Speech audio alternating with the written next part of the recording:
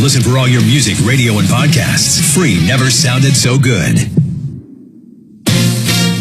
ABC News, I'm Sherry Preston. The White House says President Trump and Russia's Vladimir Putin are speaking as the two look to get Russia to sign off on a plan to end the war in Ukraine. The call comes after Ukrainian officials last week agreed to a 30-day ceasefire proposal. ABC's James Longman has the latest from Kyiv. As far as objectives go, the United States clearly will want the Kremlin to agree to this ceasefire. As far as Russia goes, well, it could be argued that they've already got at least one of their objectives, which is to be taken seriously, to be accepted into the international fold, to have relations with the United States normalized. The Israel-Hamas ceasefire shattered overnight as Israel carried out numerous airstrikes over Gaza. The Hamas-run Gaza Health Ministry says more than 400 people were killed. Pope Francis, in a letter published today, says his lengthy illness has made him more lucid on the absurdity of war. His top deputy also shooting down suggestions, any kind of a papal resignation. This is ABC News. The Trump administration...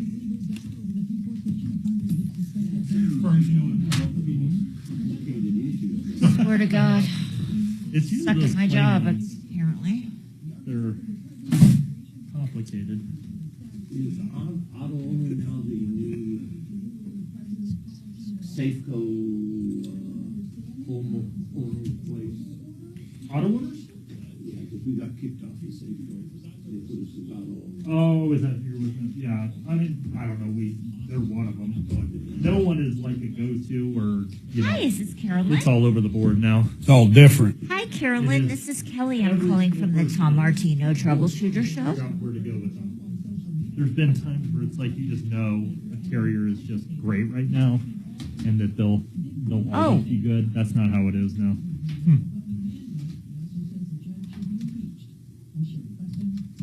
Oh, well, are you familiar with our show?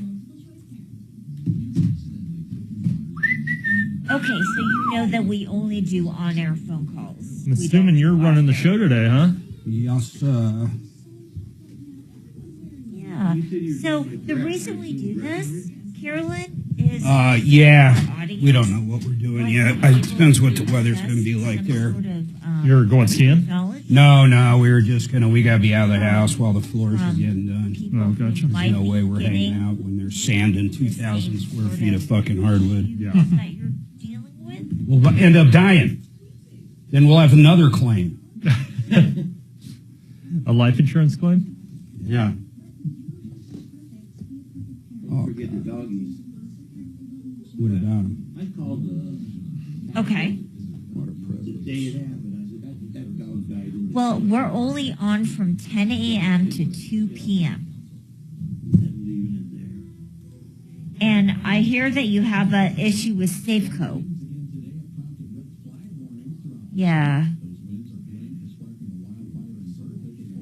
Well, here's the thing. We do have an insurance expert in today. Hold on one second. Good morning, Tom Martino Show. Please hold. So, Caroline, we do have a insurance expert that's on the show today. So it's a really good opportunity to get some free advice. What's your first name? All right. John, what is your question? How do I get the call screen up? Kill the dog. Usually Kelly puts it up. She's slacking. Sure. Yeah, we got Kelly. Crazy. Hold tight, man. No.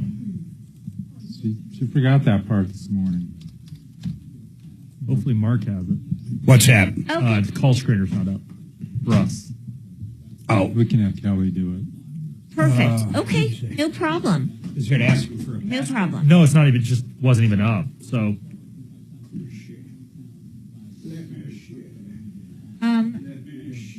Up to you. I can call you, or you can call me. If this one's super fucking slow.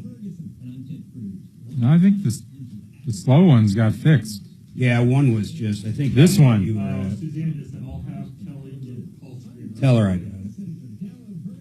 She just knows. Okay. Right. 303-713-8255. Kelly Police Calls. Hey, Suzanne. Is that? Okay. No problem. Thank you so much. Working good for you? Seems to be. All right. Problems with the last Bye. Oh. Yeah, it seems to be just fine. Here, you can do this one too, Mark.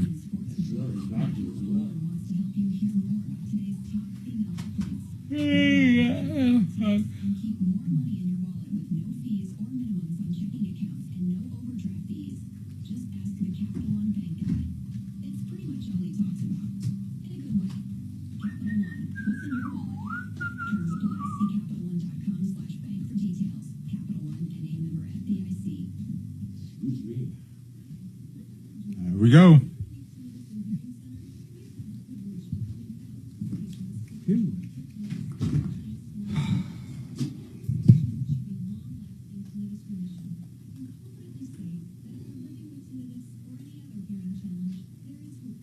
Some way, somehow, I have internet in here this time. On what there? I think Is that last connected time to you were Netflix? here, you connected to the iHeart one. No, it wouldn't work, remember? No, I you're- connected, but there was no internet. Maybe. Ours is gone. Hi, Rick. Yeah, yours is gone. So it probably just simply, you could probably log into it last time. It just simply wasn't working. Right, there was just no internet on it. With VRBO. If you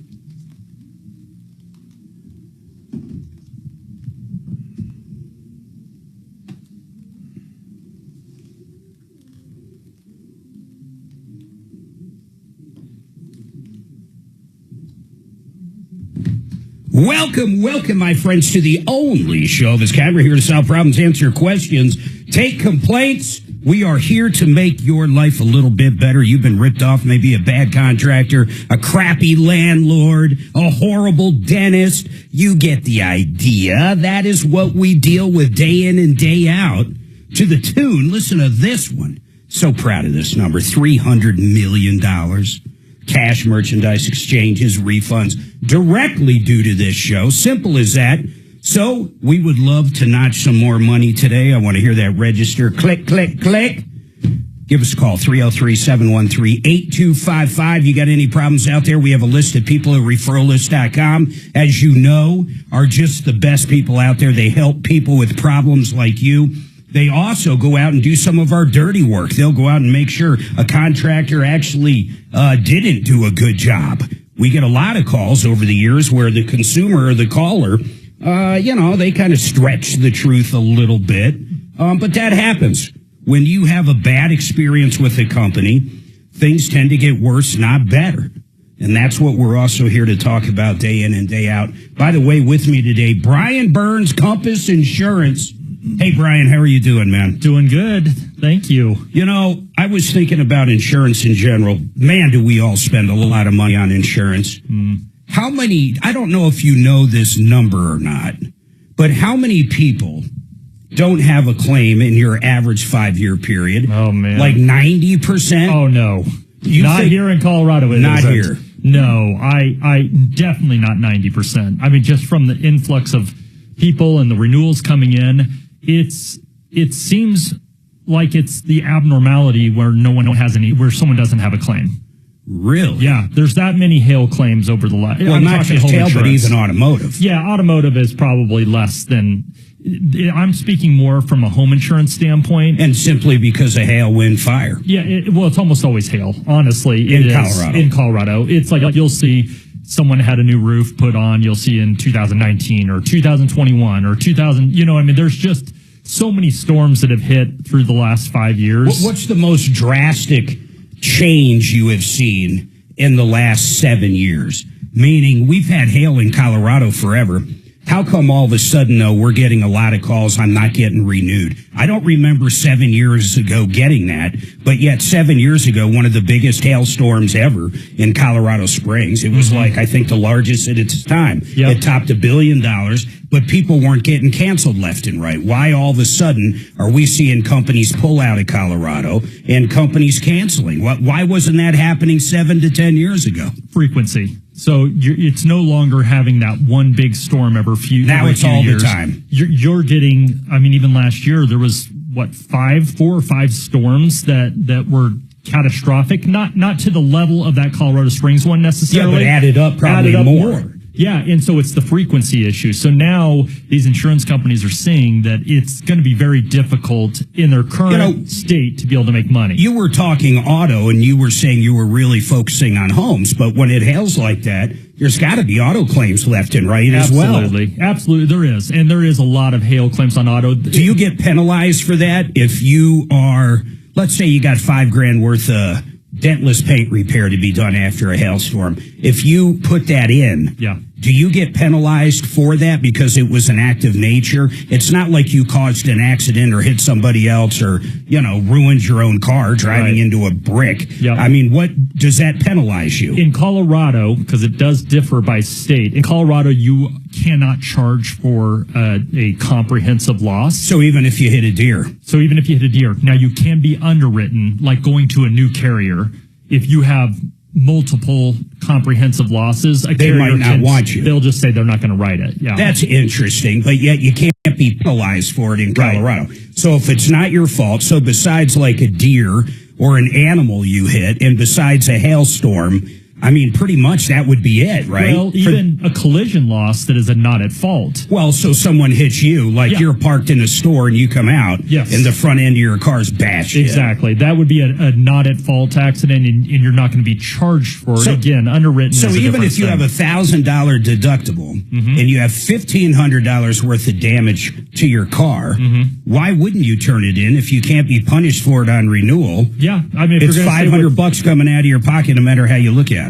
Other than if you're thinking you want to move to another carrier, if you have, and even one of those is not going to affect you with another carrier, but if you have multiple losses, even if they're not at fault or they're comprehensive, depending on the carrier, it could limit you if nothing else. All right, we're going to talk about savings and underinsured, overinsured as the show flows. John, what is going on with your HOA, John? Hey, Mark. Hey, man. Nice to talk to you. Nice to talk to you, John. Hey. I got a letter from my HOA covenant violation a couple months ago, noise violation. And I'm like, okay, all right. So it's a false accusation. What was what were they claiming you did? Whether you did it or not? Just playing the stereo too loud? What? Banging. I'm making banging noises late at night. And here's the thing, Mark. I work from home.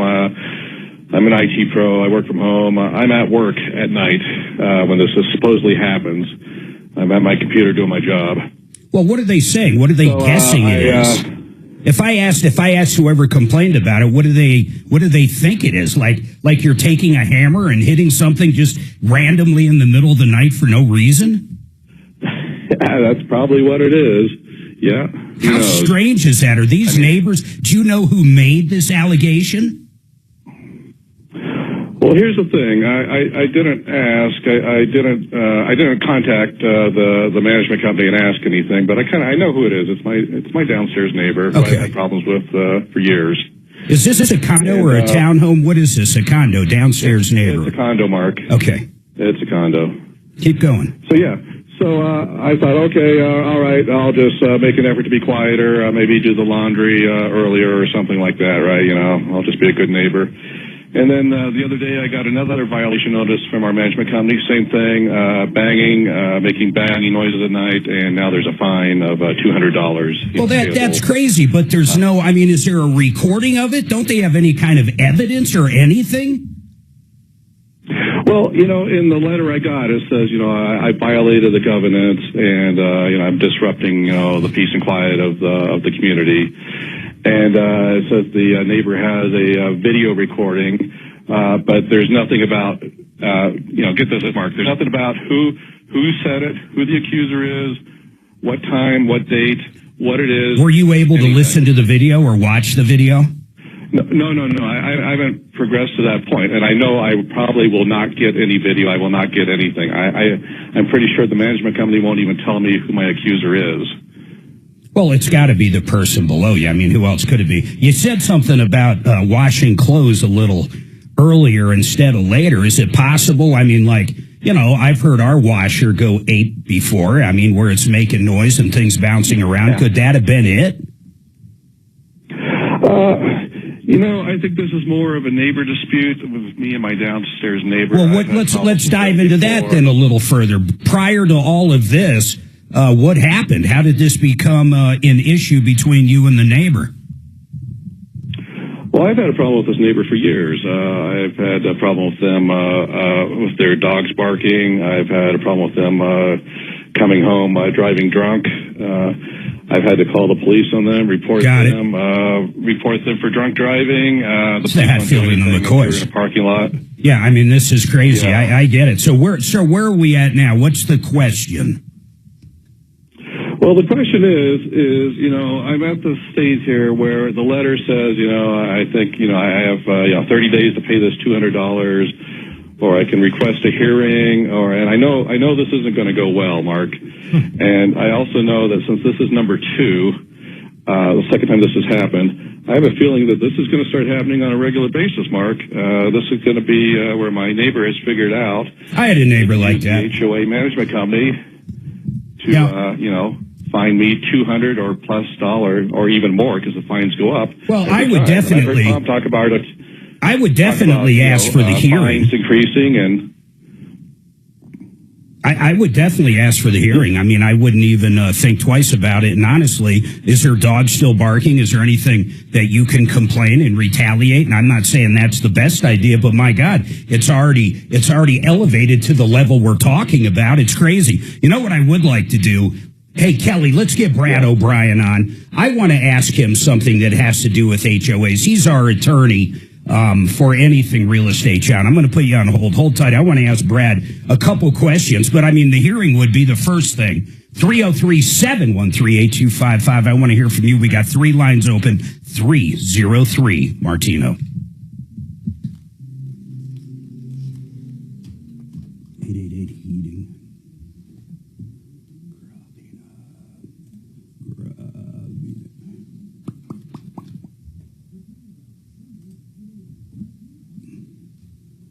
Gravina! I wish I could do it as well as Larry did it. Larry Gravina started working for his father, you know, for Gravina's Window and Siding, like in 1972. In fact, the year I was born, that's crazy. Now, his son Nick is at the helm, and man, are these guys great. In fact, they're coming out to our house in a couple weeks to install some new sliding doors. We can't wait for them to be in. They came out, they measured it, they went over every different thing on the different lines of doors. By the way, they got 50 different kinds of windows, 20 different manufacturers. Whether it's siding, windows, or doors, you got to give these guys a call. Check out GravinaWindows.com. That's GravinaWindows.com. Hey, I'm going to be out May 25th at the AMC 24, and I want you to come out and meet me. I want you to check out this movie event from Become the Banker. It's actually kind of like a Hollywood-style movie, and it talks about the stock market and retiring, but I look forward to meeting you. Go to mymoneymyway.com, and I'll see you then. Put it on the calendar, March 25th. It's coming up quick. mymoneymyway.com. Yes? I thought you said May. Me too. Yeah, May 25th. Yeah, it's April, or it's March. Yeah. I'll make sure they know that coming back. Very well. How are you? Oh, man, that's a lot of notice. Yeah. People will forget. But then he corrected it. Yeah, he said that. Sir, I'm having a little bit of a problem understanding you because you might be Oh, there you go. Yeah, you had me on speakerphone. Yeah, that sucks. Boo, boo, boo, boo, boo, boo. Name, and question. Name, and question. Are you just now getting your floors done from the water damage? Yeah, we put it off. Just it's a total pain in the ass, dude. We got to be gone for a week.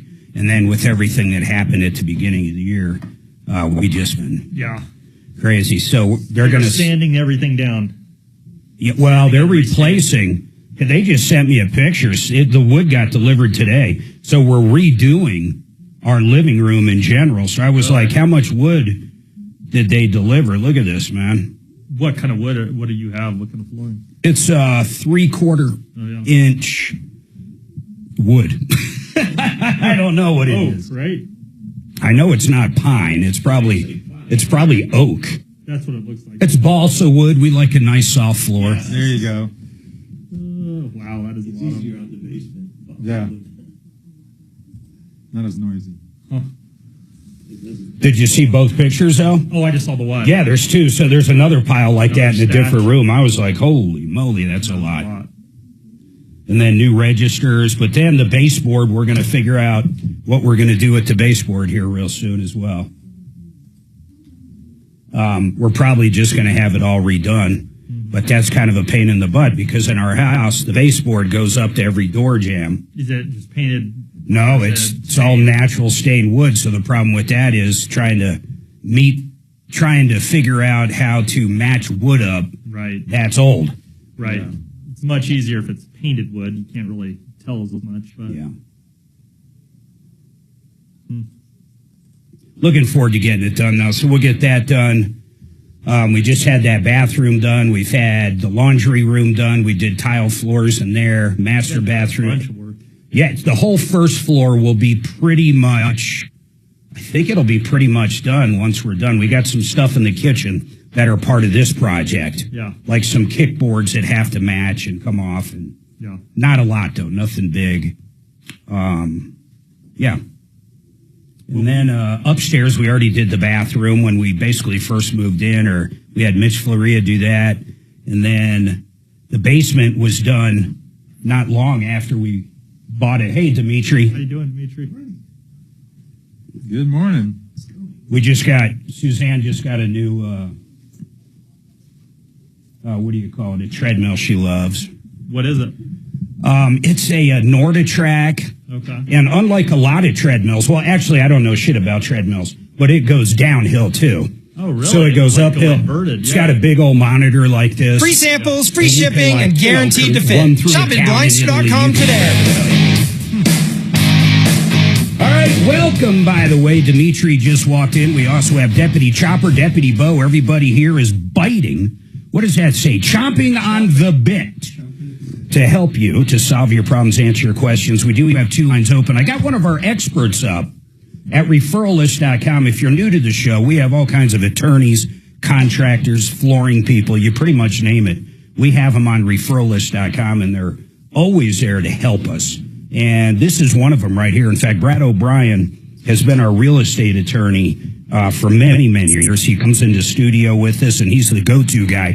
Whether you're a landlord dealing with a bad tenant that maybe you need help with an eviction, or just writing a lease, or a couple buying a house together is a great example, but they're not married. I mean, there's certain things you might not think about. And then, of course, we talked about this at length, Brad. These new home contracts like Lennar Homes or KB, how different they are than the standard Colorado real estate contract. And you could even have a house being built for you that you think's $500,000, and then come closing time, they actually want to charge you another $100,000. So you need a good attorney to look over all these. But I got a question for you. Then I'm going to bring John up, see if he has any questions. But when it comes to an HOA, John lives in a condominium, and the people below him, they just have not been getting along. John's called the cops on them. I assume they've called the cops on him. He's complained about their dog barking. They're complaining he's too loud at night, making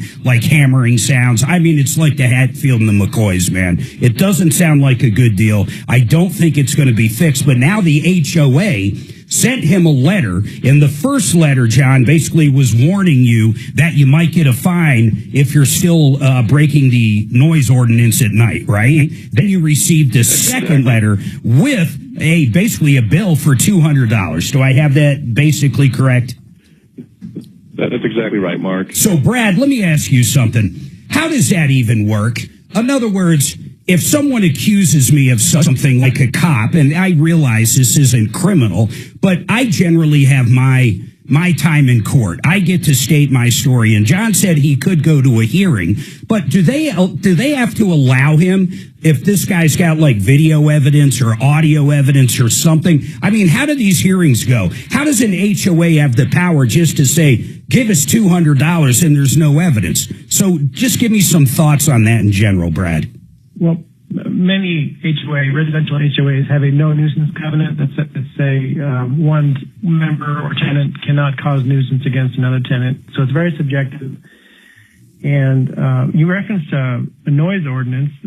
It's pretty rare. Well, let me take that back. It wasn't actually an ordinance. It was a noise complaint. Basically, they were saying he was making hammering sounds or some kind of sounds late at night. Not necessarily an ordinance. Yeah, very few municipalities actually have something on the books to say this number of decibels. Understood. So if you have something like that, that's actually very helpful because that gives you an objective measure of measuring the noise. Yeah. But usually that's not the case. Usually it's very subjective, and how much is too much dog barking or yelling or walking with hard shoes on a hardwood floor. Yeah, but that's what I mean. So what do you, when you have two neighbors, and I'm not necessarily talking about these guys, but in general, we get these calls all the time. They're just going at it. I mean, they don't like each other. It's probably not going to be fixed, but all of a sudden, one of them's getting fined. It's like, what does he do? Step the pace up and start saying their dog's barking too much? Or, I mean, like, really, what are you supposed to do in a case like this when both sides are going at each other? Well, yeah, Colorado law gives a lot of deference to HOAs to self-manage themselves, and so if a HOA declaration gives the board the right to levy fines for nuisance and excessive noise, then they have that right. And if you don't like it, you should have checked you should have checked the covenants before you moved in, basically. But follow the appeal procedures within the HOA itself. And ultimately, if you're not satisfied with that, you'd have to go to the court to try to overturn. But then that's very expensive. Well, for a $200 fine, that's crazy. But I'll be honest, Brad, I didn't even know that was a possible remedy. So you're saying if he goes to the hearing and basically it doesn't go the way he wants, they don't allow him to see any evidence. They basically just say, hey, you're paying the monies and just kind of end it there. He can actually bring that to what? To like the municipality or the county? Yeah, go to court, and it basically would be an abuse of discretion claim that the HOA levied fines where it didn't have the right to do it. Interesting. In a case where the facts didn't support it. But it's... just out of curiosity, Brad, I understand that's crazy for a $200 fine. That could cost a fortune in attorney's fees. But let's pretend money is no object. When you get to the court steps, is there true discovery at that point where they would have to prove that this noise was actually being made by John? Would they have to enter into that evidence? Is there actual discovery at that point? Court cases do have discovery rights. Wow. But that type of discovery that would be basically somebody's own oral testimony that they heard these noises. Yeah. You wouldn't get that until you're at a hearing or trial. Yeah, that's what I mean. John, do you have any questions for Brad? And honestly, I never let you really ask the question you had because I just started thinking about an old neighbor that I had that we just couldn't, until we moved, nothing ever got fixed on it. So what questions do you have for Brad? Well, Mark and Brad, I can see, we have a HOA that likes to make up their own rules and do their own enforcements, even things that aren't in the covenants or aren't in policies.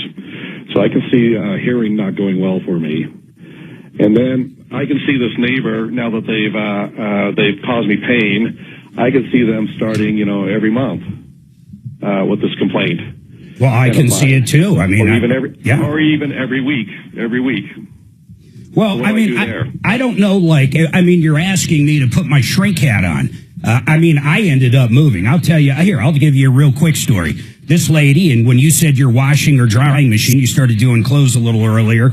They would hate when we got home from work and did a load of wash anytime like after 8 o'clock. They'd go absolutely crazy. They started complaining to people, and it was just nuts. It got really bad. At one point, I think her and myself were throwing chicken wings at each other from the balcony. And you think I'm lying? I'm not lying. That's how bad it got. But then she had a baby, and the baby was the most colicky thing I've ever seen in my life. And this thing cried all the time, and I would complain all the time, and it just became this thing back and forth. And until we literally moved and bought our first house, it wasn't going to end. So, John, I would say you probably got to move, or you got to start getting really mean.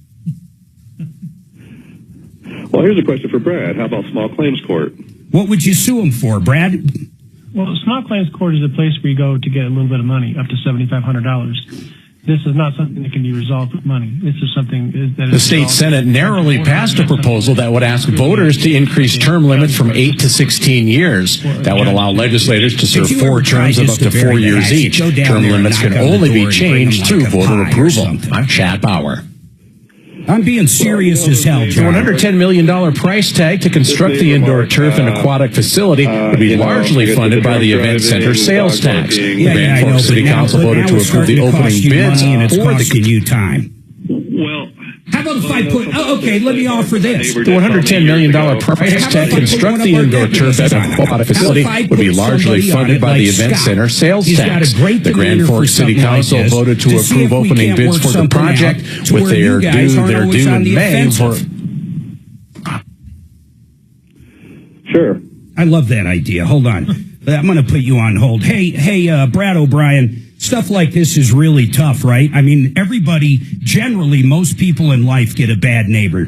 This guy's got a bad neighbor. I'm sure that neighbor thinks he's got a bad neighbor or she's got a bad neighbor. But, I mean, really, there's not much you're going to do about a situation like this. Hopefully, I can have Scott call up and try to make the peace. What do you think of that idea? Yeah, this has more of a practical resolution rather than a court resolution. Yeah. The courts really are. And also, people don't, in an apartment building or condo building, don't have a right to absolute silence. There's an implied... It's impossible. There's a presumption that there's going to be some noises, babies and people having dinner and walking around. It's really when it's excessive, like someone blasting their stereo. Here's what I love. You can probably do something about it. I love this. I love that hopefully Scott can work this out between these two so it doesn't go any further. And John, don't forget, John, I know you're listening. Make sure you leave your information for Scott so he can start digging into how he wants to move forward with this. But you do have the hearing coming up. You might very well win this hearing if there's not like crazy evidence or something.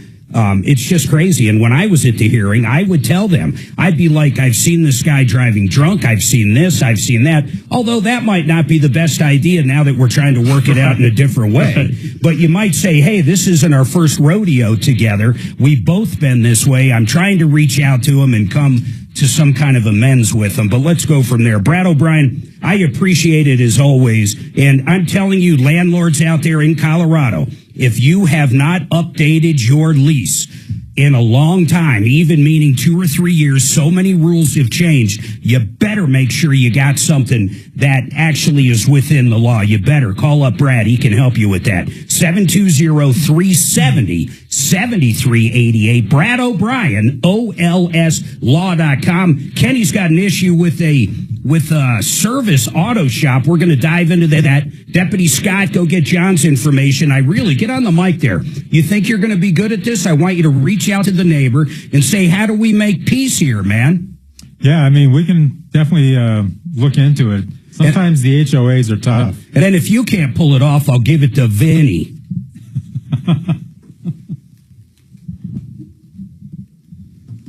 I was going to say if pie didn't work, chicken wings, it sounds like. Yeah, that might be the ticket. That's true story, man. We were throwing like... Just the bones. It's so hard to believe we were actually doing it as grown men. Although I was in my 20s, so I wasn't a grown man by any stretch. Hell, I'm still not. From the balcony, you said? Yeah. Oh, my gosh. But just the bones. And sadly enough, that actually happened another time in my life with another neighbor's neighbor. Oh, my gosh. Hi, Kelly, Mark. The YouTubers are worried that the wood that you need to come in your house has to sit for 10 days. It does. It is right now. Hold on. Here, right? Hold on, guys.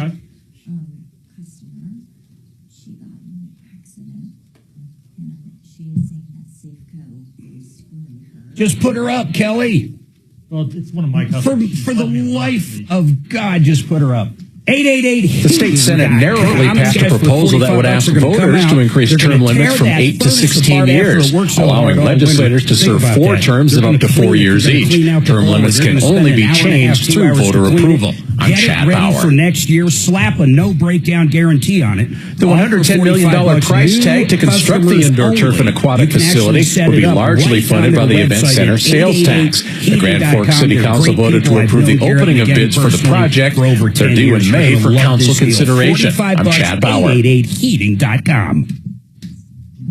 The stadium, with a seating capacity of 14,500, will be built at Santa Fe Yards, which is near Broadway and I-25. It will be part of a sports and entertainment district that will also include a park and future mixed-use development. The team's owner, Rob Cohen, says this project will reconnect neighborhoods, create new jobs, and boost the local economy during and after the construction process. The stadium and recreational district expected to open in 2028. No word on how much the stadium project will cost. Denver's NWSL team debuts in 2026. Chad Bauer, KOA News. They just moved in, so we didn't know this family. She's looking up lesbian Nazis. Lesbian Nazis. Whoa. I mean, think of that genre. I didn't even know that was a genre. Like porn. That was a porn star? The state Senate narrowly passed a proposal that would ask voters to increase term limits from 8 to 16 years, allowing legislators to serve 4 terms of up to 4 years each. Term limits can only be changed through voter approval. I'm Chad Bauer. Rolls up under the car in their garage. They go in to get it. No big deal. Didn't hit the car. It didn't matter anything else. Tennis ball. It wasn't like a baseball, softball. Remember, the kid's like 5. It was the $110 million price tag to construct the indoor turf and aquatic facility will be largely funded by the Event Center sales tax. The Grand Forks City Council voted to approve the opening of bids for the project. They're due in May for council consideration. I'm Chad Bauer. Calls me up, just upset, but beyond upset. Like, what the hell's going on? Tells me about it. I get home, and we already had a few other issues that the guy was a jerk about, so I knock on his door, and I was doing KOA late night at the time. I said, you know what? You're my fucking show from now on, you piece of shit. I'm going to talk about you every goddamn night the project, until they're you due in May. drop dead in that family of yours. Wow. And he totally freaked the fuck out. Not like project. They're due in May for council consideration. I'm Chad Bauer. It was like crazy. Yeah. And that son of a bitch straightened up and never had another fucking problem again from him. Wow. It was a happy ending. The $110 million. Going to kill him. Did you ever follow any of those links to lesbian Nazis to see it? I didn't.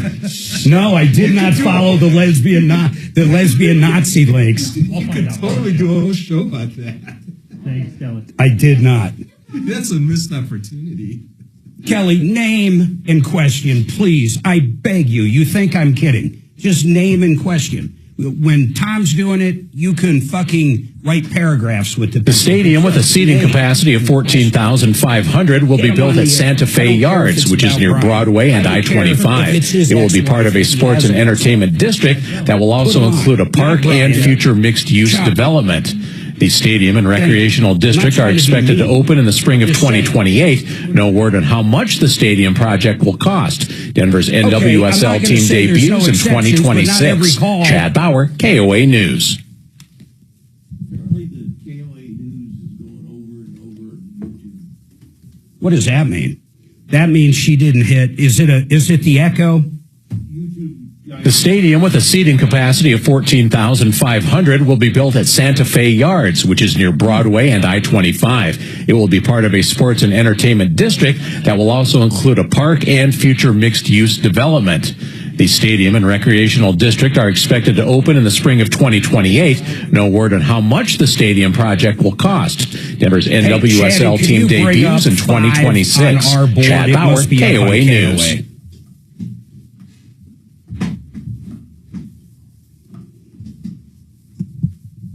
That's what's happening.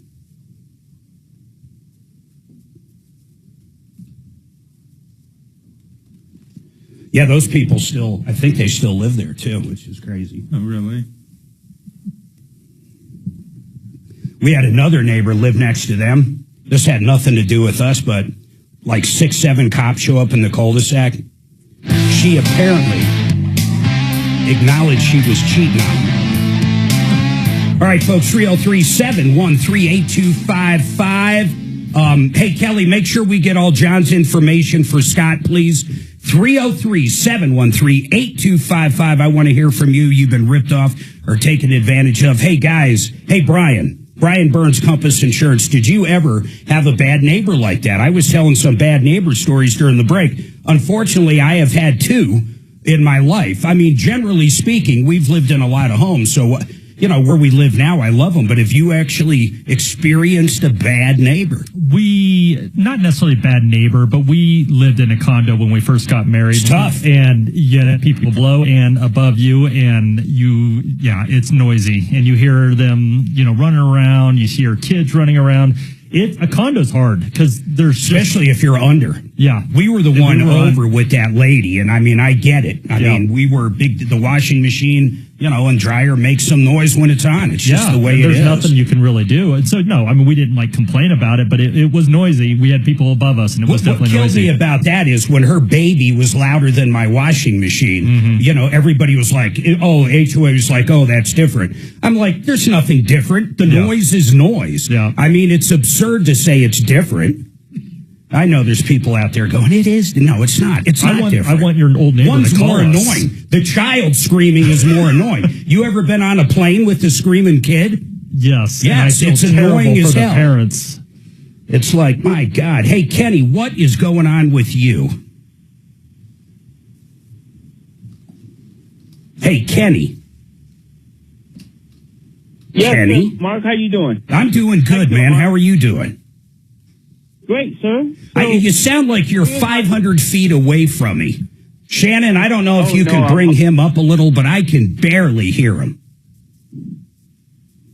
Mark, I have the phone close to my mouth. Now you're good. Go on, man. What's going on? Okay. So a month ago, I have a 2008 Cadillac Escalade, and I had an oil leak, and I took it in. I have Car Shield, so. Car Shield, I looked on their site, and it's a shop they recommended. I took it to them. Car Shield took care of everything. The shop looked at it and said, okay, it was some seals, and they also replaced my transmission while at it. Wow. I paid the deductible. That's awesome. How much was it? Hold on, tell me a little bit about it. How much was the deductible? Like $500, $1,000, what? It was $200 deductible. Man, you can't beat that. And you got a new transmission and then some seals, like maybe an oil pan or something. It was the upper something seal and maybe the main other locations, right? And I actually paid additional because there was some heater hoses that wasn't covered, but I paid for those to be replaced. No big deal. Hey, out of curiosity, how much? If you had to pay cash for everything, how much was it? Like $5,000 or something? It would have been like $5,000, yes. Wow. Okay. So what's going on? So I got the car back home, and it's still leaking oil. I took it back today.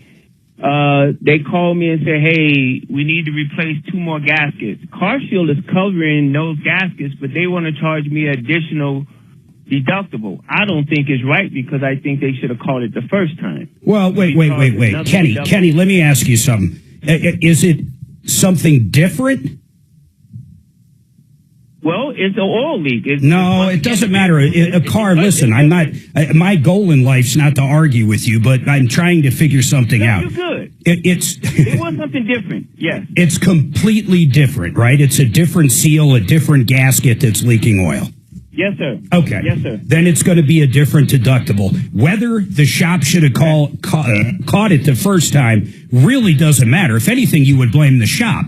I sure wouldn't blame the warranty company because the shop never brought it up to them. Did you go to the shop and go, hey, how come you didn't see this the first time? And here's the other deal. Just going back to my Goodyear days, we did a lot of seals, a lot of gaskets, oil pan gaskets, rear mains, all kind of stuff. Some of the problem is this. When you have like a valve cover gasket leaking or even a rear main leaking or an oil pan and you're driving down the highway, that oil just goes everywhere, man. You don't know what's leaking and what's not leaking until you start fixing them. You don't want to just tell somebody, hey, you know, you need a rear main, you need an oil pan seal, you need a valve cover gasket seal, you need an oil change, you need this, you need that. You don't want to hit them with everything. So I'm not even sure the shop did anything wrong, man. Okay, that's fine. I just wanted to check because, like I said, CarShield is still covering this repair, right? I was just worried about the second deductible, but what you saying makes sense. Yeah, it's $200. I'll take care of it. How much is it? It's understandable. How much is the repair?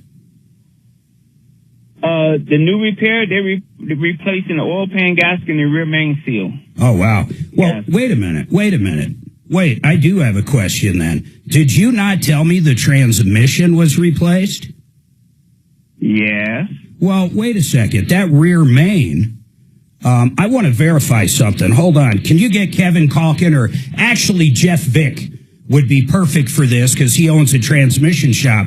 I'm almost positive that rear main is replaced when you do that transmission. Hey, Kenny, how long ago was those initial repairs done? The transmission. A month. A month ago. A month. Not even a month. Hold on a second. I want to see if that rear main seal had to be done because that might change my mind. It doesn't change my mind on the oil pan, but it might on that rear main. And the oil pan gasket, I would guess, is fairly cheap on that, but we'll ask Jeff that as well.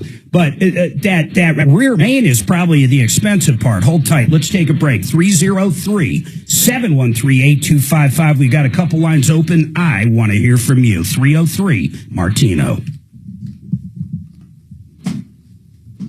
Isn't the rear main the back axle? Well, the rear main is generally where the transmissions button up to the engine. I thought that was like the main. That's the rear main seal. That is the rear main. Yeah. What's the thing in the back where the back axle? I don't know. I don't know what you're talking about. You have that changed every once in a while, the fluid. Differential, right? Is that the differential? Yeah. Rear differential. Rear differential, yeah.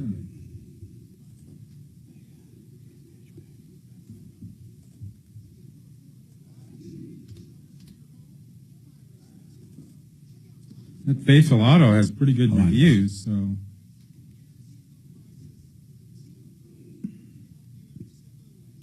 It's 4.9. K&H Home Solutions, man, are these guys great. And talk about being around forever. 1956 is when it was established. Look, here's the deal. If you're looking for windows, they are one of the premier vendors for Alpin windows. These windows are super insulating, thermally efficient windows made right here in Colorado for Coloradoans. You're going to love these windows, especially up in the mountains. Now they also have a new painting division. They've done painting forever, but now they can do interior, exterior, and you're going to love their prices. You've been putting it off for a while. It's time to reach out. Talk to K&H Home Solutions. Check them out at khwindows.com. That's khwindows.com. John Fuller Law. He's our attorney. We've used John twice. Both times he got us maximum policy limits from the people that hit us. He's a personal injury attorney. And not only did he get us the policy limits, he then took that money and went and negotiated all the bills down with the chiropractor and the ER and the ambulance company and put more money in our pocket. You're always going to deal with John. You're going to love this guy. John Fuller Law. Put it in your phone. 303-597-4500. 303-597-4500.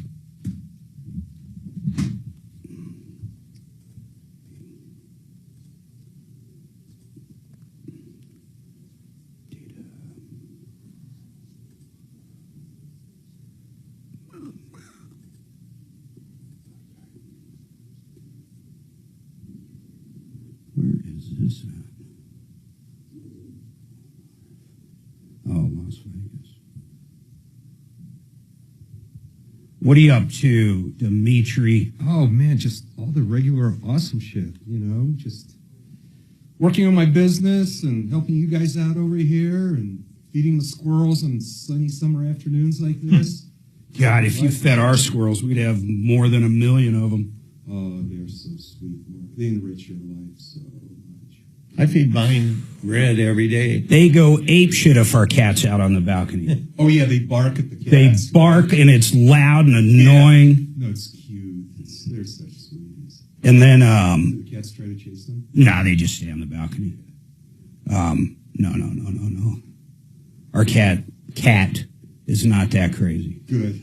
Squirrels can be real tough fighters. I bet they could. No.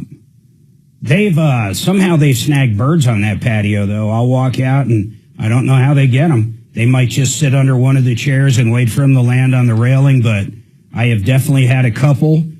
And one time, one of the cats drug one of them in, and it was still alive. That sucked.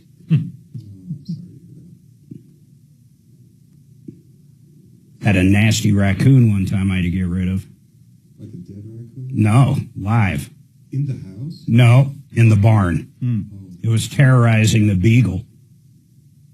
Yeah, I can totally see that. Sure. Territorial animals. I thought it had rabies, too. It was acting really weird. Oh, that would be scary. That would be super scary. So we shot it, cooked her up, had a good dinner. There you go. You really eat a raccoon? Yeah. No, hell no, eat a raccoon. Beverly Hillbillies. Yeah. We eat raccoons out in Franktown. They eat possums all the time. We got these black squirrels out there. The first year we moved there, they were everywhere. Yeah, they're called plain squirrels. Yeah, they got like pointy vampire ears. Yep. We didn't see a regular squirrel for probably 3 years. All there were those. Yeah. And I always wondered if those are there, if the other squirrels don't hang out in that area. I mean, I don't know. Did the fox squirrels suddenly disappear? Totally disappeared. Yeah. I haven't seen a black squirrel in probably 3-4 years, and that's all I saw. No, I mean, when you had black squirrels, did you previously to that have the orange ones? They're called fox squirrels. No. Oh, okay. So you suddenly got black squirrels. No. Or you always had black squirrels. We always had black And squirrels, then suddenly the orange squirrels moved in. and the black squirrels are gone. Wow. And that was years ago. Yeah. Right now, I haven't seen a black squirrel for probably 3-4 years.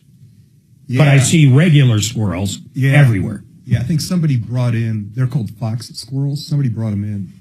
They've been making their way from Boston since the 18th century. The regular squirrel. Yeah, what we call the park squirrel. Yeah, a park squirrel. Yeah, they're called fox squirrels. And they were imported from Great Britain in the 18th century to Boston. For why? Food? For pets or entertainment or something. And they were released in Boston. And over the centuries, they've been making their way westward. Wow. They still haven't made it over. They met their limit here at the Rocky Mountains. They can't go into the Rocky Mountains. They see the signs that say, no squirrels. That's where the pine squirrels live now. Because they can survive. That's what I guess they I have. thrive in the mountains. Yeah. Fox squirrels, it's too cold and there's not enough of a food season for them. Mine love Cheerios. Oh, wow. I'll bet. Because they just did that. Yeah. I buy about 300 pounds of nuts every year. You do? And about 100 pounds of sunflower seeds. Cheerios Sunflower are cheap. seeds is for their babies, and the nuts are for the adults. Our neighbor, who's moving, unfortunately, I liked her, and before they got divorced. All right, 303-713-8255, 303 Martino. Looks like 2 lines open. I'm going to go up to our expert, Jeff Vick. Hey, Jeff, I got to ask you something. A 2008 Escalade. If you rebuild the transmission on that vehicle, are you doing the rear main seal? Typically not, no. Okay. I had it totally wrong then. What vehicles? I mean, I always thought when you do a transmission, you're typically doing the rear main, or no? No, typically not. I mean, if you see evidence of it, you pull the flex plate down and take a look and, do the customer a favor by changing it while you've got the transmission out. Yeah. But as a general rule, it's the same old thing, if it ain't broke, don't fix it. So they basically had a transmission done, some other stuff done, and then a month later, there's still some oil leaks. So they're trying to sell them a rear main, and they're also trying to sell them I think it was an oil pan gasket. And hold on. Yeah. Kelly, what was that, Kenny? On 1, or is it on 2? Hey, Kenny. Hey, Kenny. I was wrong. The rear main wasn't done. So, yeah, we're right where we started the conversation. No, you're good. And CarShield covered the seals, period. Yeah, I know. I was just worried about the deductible. Which is awesome. Hey, is CarShield pretty good, Jeff? This guy had like a $5,000 transmission done. They paid for it. He paid $250 deductible, and now they just did a rear main. This is some other shop, of course. Did a rear main and did a either a valve cover or oil pan gasket, and they covered it again.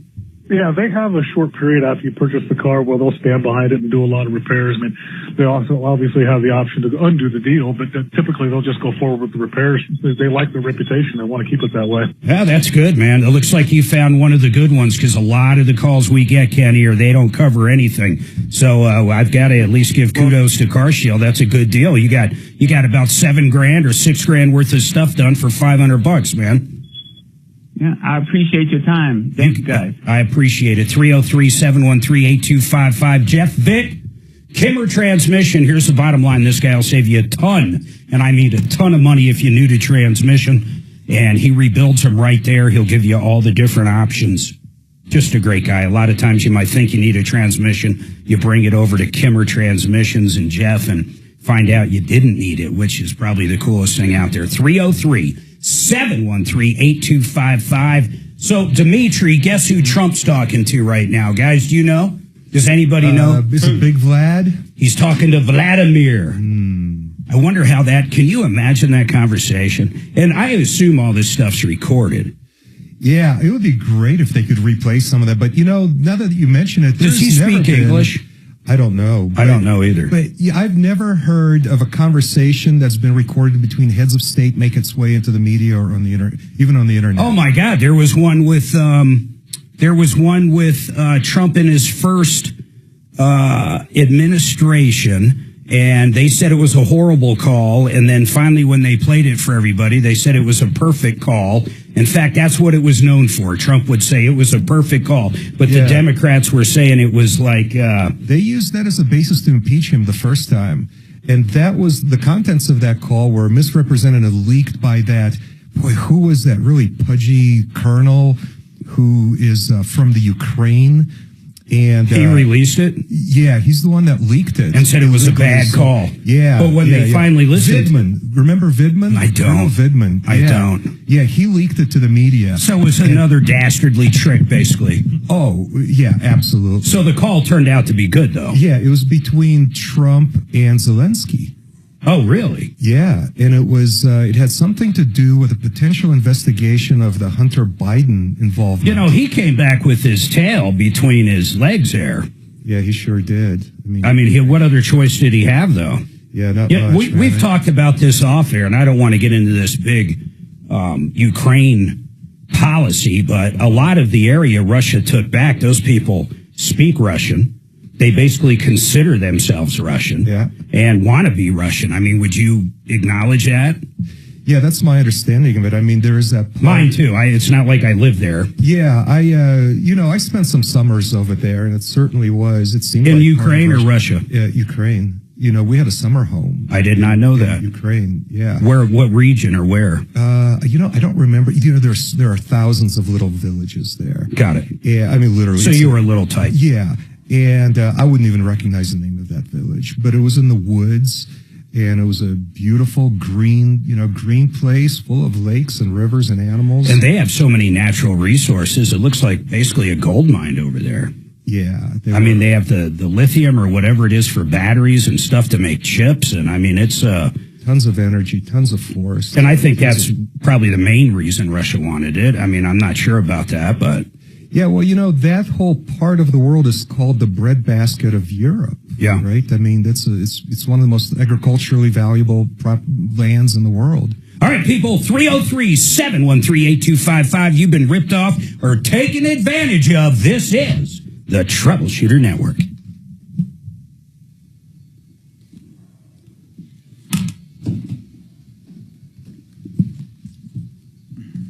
That colonel is on MSNBC or CNN a lot now. Yeah, shit. Which one? Alexander The colonel that he was talking about. Corrupt to the core. Well, is he still in, the administration? I don't think he's in for the military. Ukraine. I don't know what. No, he's an American. Yeah, American colonel. He was an American colonel. I did not know that. He turned on Trump. Yeah. Why did he turn on him? He said he was there when some letter was read or something. So Vidman is on the take. Yep. He was offered the Ukraine offered to make him their Minister of Defense, while Vidman was still a colonel in the U.S. Army.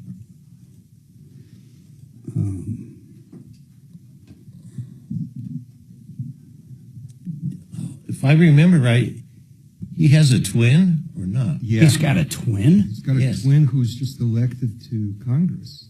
Wow. Was a Democrat, I assume, or? Oh, yeah. Huge anti-Trumper.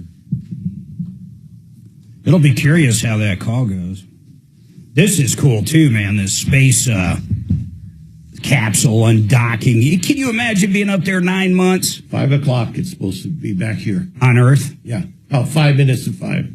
On our time or Eastern, you know? Our time. That is so cool, man.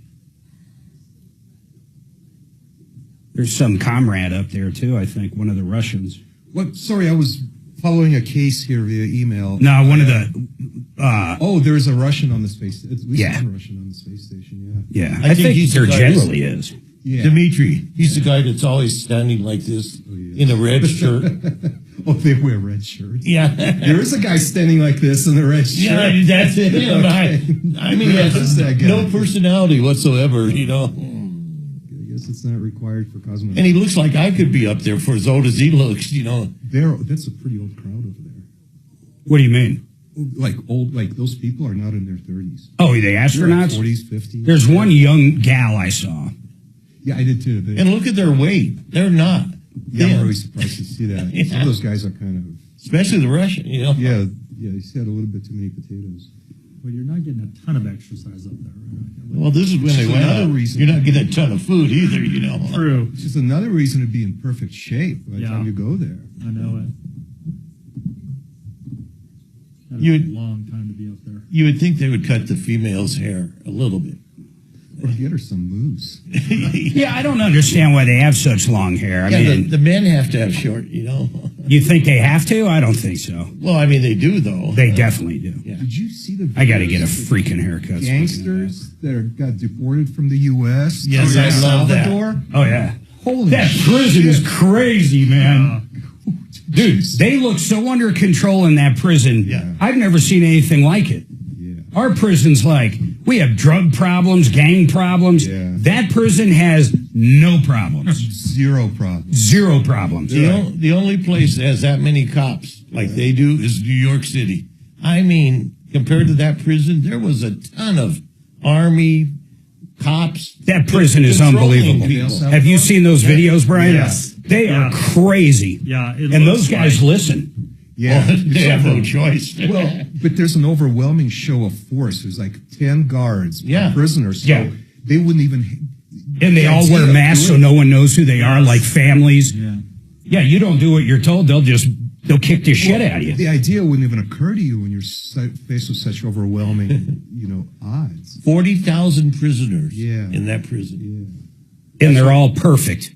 Yeah, they're not guilty. Every one of them. No, I'm saying they're model prisoners. Yeah. You're right, though. When you have that kind of odds, what are you going to do? Nothing. You better not. You better just make the... Or you want to die. I mean, it's like, that's it. I wonder what their average breakfast is, man. I've kind of wondered about that. What do they eat? Squirrel. Squirrels. No, I hope not. Mark, did you see the one that cut his hair and he had a big Band-Aid? Yeah. Looks like he got an attitude adjustment in the U.S. And they all have the amount of tattoos on their faces are insane. It reminds me of Squid Games. It's Yeah. like that look, it's like the whole white and yeah. But they didn't shoot him. But what a strong As far as you know. disincentive It's got to be terrifying to be there. for gangsters to come to the U.S. now. Yeah. If you end up over there... Yeah. Well, that's why it's the best thing he could have done. It's meant to be self-deported. Yeah. Oh, my It's God, meant to yeah. make everybody self-deport now. I'd leave. Yeah. I'd much rather Yeah. go back to Mexico or Yeah. El Salvador, anywhere besides that prison, anywhere. CCOT, it's called CCOT. CCOT. Yeah, it was built for $40,000. It's not clear to me how much capacity they have. And we just paid him It's a small. $6 million. That's all it costs. It was worth it. Every penny. Every penny. C-Cot. C-E-C-O-T. C-Cot prison. Oh, yeah, there it is. It was built for 40. El Salvador's mega prison. Wow. God, it's badass. They had some helicopter flying about. You notice every one of them's got a head tattoo. Yeah. Good. That must be a big gang thing. We had a caller, guys, years ago. It was one of the funniest things I ever heard. The guy said he was dead serious. He goes, this is the second time this month I've been ripped off with a guy with a neck tattoo. And he was dead serious. 2 completely different episodes. Got like ripped off on a car deal with the guy with the neck tattoo, then ripped off by a contractor with the neck tattoo. And when he said it, it was like so real. It was great. Tattoos are neat. The coroner's office loves them. Oh, yeah. You can identify the person really. Oh, the cops love them. Yeah, we do. I mean, no. I just listened to this crime junkie one. They caught this guy. He murdered 8 people in the house. One girl, he murdered 8 girls, nursing students, back in, I want to say 1968, somewhere around there. And he breaks into where they're all sleeping, binds them up all in one room, takes one of them out at a time, and basically stabs them, murders them, rapes some of them, one at a time, and the other ones are bound in there. One of them gets under the bed and literally lives. Like he forgot, there was so many girls there, he forgot how many there were, and he leaves. And she could describe him perfectly, but more than that, it was a tattoo that said something strange. So when she told the cops that, they had the guy in custody within about 2 weeks. Oh, man. So the moral to the story is, don't get a tattoo if you're going to murder people. Yeah. Yeah, it doesn't take an Einstein to become a criminal, so no. I can see why. Isn't it funny how they always brag at the bar, too? You see a lot of shows like that. They get caught because, oh, we robbed a bank last week. It's like, you don't mention that. Yeah. I mean, Scott, when you rob banks, you don't tell people. No, heck no. Well, James King didn't. Worked out well. I know. For him. Who's that? The guy who robbed the United Bank. Father's Day Massacre. Wow. Murder. You know, I was in the bank that day. Did he live? He got arrested and acquitted. Here's the guy that jumped out of the plane. Ripped off, bad news. You need advice so you don't have to lose. We'll come running just as fast as we can. Troubleshooter's gonna help the common man. This is the Troubleshooter Show. Now, Tom Martino. Welcome to the only show of its kind. We're here to solve problems, answer questions, take your complaints. We got lines open for the first time. If you want to get through to us and try to get some of your money recouped for you, I'd love to hear from you. Could be an automotive problem. It could be a contractor problem. Any issue you got. 303-713-8255. Now it's time for Education Section. You ready for this? Brian Burns, Compass Insurance. Listen. You save us so much money each year by shopping our stuff. And it's really amazing to me how insurance changes over anybody's lifetime. And here's what I mean. As our kids were getting close to 16 and getting their license, you took us out of Safeco or whomever we had and put us with Progressive. As the kids got older into their 20s and that new driver stigma was gone, you moved us into a different one. When people go through different stages of life, it is absolutely amazing how insurance can change. Yeah, you know, perfect example of this. My daughter just got married, and so we split them off onto their own because they moved out of the house and sure. They have, you know, their own vehicles. And so I worked on quotes to just see where we're going to put them, and we ended up with a carrier called Travelers Insurance for them. That's a big one. Yeah, but just to give you an idea, the price differed from Travelers up to the highest carrier. It was triple the cost. Triple, and nothing was different. I entered everything identical. Same exact insurance. So it just tells you how. And they're not even high risk, right? Oh, no tickets, no accidents. Over 25? No. Okay, they're 21. Yeah, they're young. So, okay, so I mean, that's still kind of a stigma, but yeah, it's crazy that 3 times. Yeah, but that to your point, It's some carriers, if you're under 25, it's just way more expensive than what other carriers are. God, that's crazy. Yeah. Well, here's one for us that we dealt with. Our house, because we're in the woods. Right.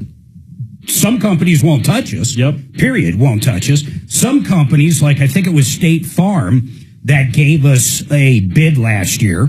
Yep. State Farm wouldn't do anything over $1 million in the woods, which is odd. I mean, like in Colorado, it's really odd, honestly. Yeah. And then on top of that, some other companies wouldn't do anything but an ACH policy or a percentage of the main dwelling, which means your deductible. I've argued this before. What's the highest one you've seen where the deductible is actually a percentage of the dwelling? I've seen, now this is an excess policy, so not an admitted carrier, but it was 10%. Well, okay, what's a normal? 3, 2? 2% you're seeing is becoming more and more normal. 1% is absolutely normal. It is normal. For wind and hail claims, 1% is the norm. There's carriers that require 2%. Well, think of 2%, guys. Let's say you're in Highlands Ranch and you've got one of the bigger models, track home, and it's worth $1 million. I mean, your deductible on a hail claim is $20,000, which is crazy. Yep. We had one caller, it was 3%, and Tom was arguing, well, my God, you don't even have insurance at that point. Yeah. I mean, literally, think about it. You don't even really have insurance because the cost of the roof was less than the deductible. Right. Yeah. Now, you still have insurance if it burned down or something else. Exactly. Yeah. No, but even at 1%, yeah, what you're seeing is insurance companies are going to continue, to our point earlier, the only way they're going to start making money in Colorado is if they either raise rates more, which is, you can't really do much more. People can't afford it. Or people are going to start participating in the losses, specifically when it comes to hail. Well, and that just means you're going to pay more, though. Yeah. Yeah. Well, when you have losses, I do think we got that hail-proof roof. Yeah. Your roof is. I don't think I'll ever see a hail claim again. Yeah. No, well, I take that back on the roof. Right. You might on other parts of the house. Yeah. You might on the siding, might on the barn, might on the metal building, might on a car. But on our main dwelling, I can't imagine I would ever have a hail claim again. No, but I do think there was a period of time here where people were hoping for hail because it was time for to get a new roof. I think those days are over because they're participating so much in it that it's no longer you're just going to pay your $1,000 that the roofer's going to somehow work into the deal where you're not going to pay anything. Yeah, those days are over because you have such big deductible amounts. It's massive. Yeah. It used to be that way, honestly. Or they'd give you a free upgrade to a hail resistant roof or a class 4. Right. It's really crazy though. So the other thing people can do if they do have a new roof, if they did get a hail resistant roof in the last couple of years, most homeowners give a discount for that. Yeah, or again, it depends on the carrier. I would say I have probably half of them have a discount for class 4. And some don't? And half of them don't. That's crazy. So now they still get a discount for having a brand new roof. Yeah. But that's why it pays to at least shop around when you have these changes. And if you have like a tile roof or a synthetic roof like I do, something that is more hail proof, not hail resistant, what I did is I upped the deductible big time. Yeah. So now I think our deductible is like $5,000. But I'm not even worried that I'll have a claim when it comes to that peril. Yeah, and that's exactly what I did too. I have a tile roof, and so they don't break. I'll take the much bigger deductible and save the money as far as on the annual premium. So when people call, I'm going to give the number out. Typically speaking, how much have you saved people, our average listener? So they call up, they give you the deck page. It could be from State Farm, Allstate. It could be from anybody. It doesn't matter who it's from. Yeah. And then you're going to shop them, and you're going to shop, 20 to 30 different places, depending on where they live. And you're going to come up with not only the savings, but the other important part. And if you can't save money, you're the first to tell them. Absolutely. We'll tell them stay put. Yeah. But the other part is, and a lot of people don't realize this, anybody that was affected by the Boulder fires were, but a lot of people are underinsured now. Yep. If you haven't checked the value of your house to rebuild pre-COVID, you're absolutely crazy. There was homes that sold brand new for $300,000, $400,000 in 2010 that now could be worth $1 million, and you have that insurance set at $300,000 or $400,000. You have no clue that if that thing burned down or if anything happened, you basically can't even rebuild it. No, because it's not just even the value, as you know, the rebuild costs have skyrocketed. So people, and now with tariffs possibly on a lot of wood coming out of Canada. Yep. I mean, think about that. There's so many people. Like, how many people that haven't checked are undervalued? Well, we know through the Boulder fire it ended up being 97% or something. If you're out there listening and you haven't called Brian up, I don't care if you've had State Farm forever. That's the big one we hear. Oh, they're great. I'm telling you, you're paying too much, or you're undervalued or underinsured. And that could be in numerous different ways. We had one listener call up. They were worth $3 or $4 million, if I recall. Yep. They had the lowest amount of auto insurance they could get, meaning if they did cause an accident and they were liable, no one would take $25,000 from them. Right. They would come after their $1 million house and whatever's in the bank. Yeah. I mean, basically, they had no insurance. Yeah, we see that all the time. People that have been with a carrier for 30 years, and when they started out, they had liability limits of $25,000. Because that's all they needed. That's all they needed. But they've never adjusted over time. And so they have, this exponential worth, and yet they're still carrying $25,000. All right, listen, I would love any questions you have in insurance. We got Brian in. He's our expert. Anything you got cooking, 303-713-8255, 303 Martino. Hold tight. Mark, I have questions for Brian whenever there's a lull in the action. You got it, sir. Okay, who do we got? Joe, and then Lazera. Hey, Shannon, I'm going to do the long one, then play. I'll hit next event, then I'll do the other one, all right?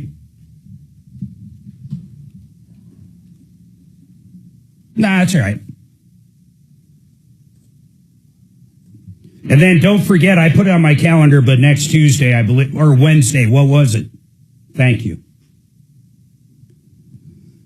Joe Chiano, how are you doing today, man? We've got this movie event creeping up really quick. Is it next Tuesday? Is it that close, Joe? It is. It's going to be next Tuesday, March 25th at 6:30 p.m. there, Mark. I love it. I'm going to be there. I'm going to have Suzanne come, too. I'd love to meet some of the listeners out there. But it's a real movie, and we're going to learn about retirement. We're going to learn about a guaranteed income. Right now, Jordan, and please correct me if you think I'm wrong, but I know you don't. It's probably more important right now with the turbulence in the market, if you're getting close to retirement, to at least have some guaranteed money, and that guaranteed pension does exactly that.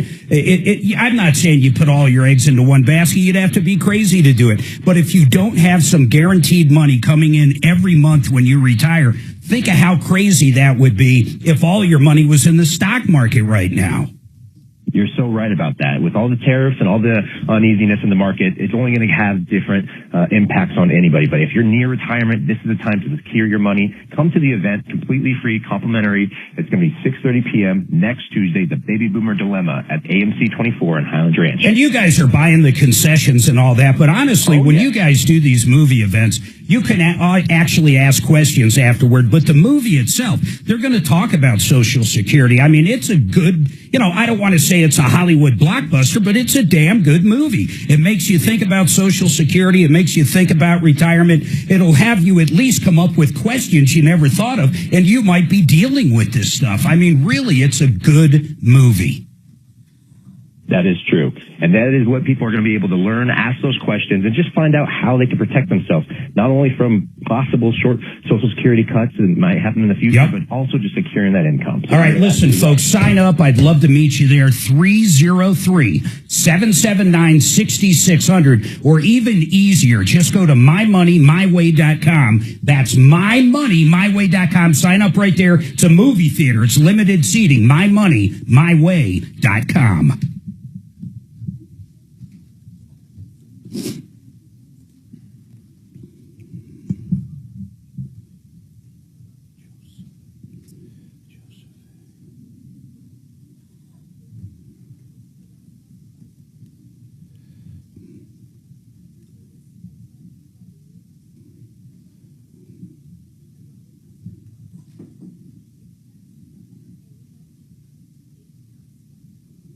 Joseph A. Lazera, he's a criminal defense attorney. I hope you never need him, but if you've got caught, let's say a DUI or an assault case or domestic violence, shoplifting, murder, doesn't matter. He has gone across the entire gamut of crime. And the bottom line is, and I mean this, he knows the judges, he knows the DAs, he knows them all. And if you don't think that means something, you don't understand the criminal justice system in this country. It's who you know to get the best deal. It's who you respect. That's Joseph A. Lazera. Please put his number in your phone so you have it if you ever need it. 303-429-6200. 303-429-6200. What are those? Oh, those are old ones, yeah. Wouldn't it be cool? You know how those rockets come down and land right on the pad? I think that's neater than going up. It's the craziest thing. Won't it be cool when these come down that they actually land instead of going into the water with parachutes? Yeah. Reusable, whatever. Yeah, that is really cool. Oh, they got rid of the arms altogether. No more I don't arms. hear anything. It's crazy. Yeah, it I is. don't hear anything out there. 6 p.m. Oh. huh? It's quiet.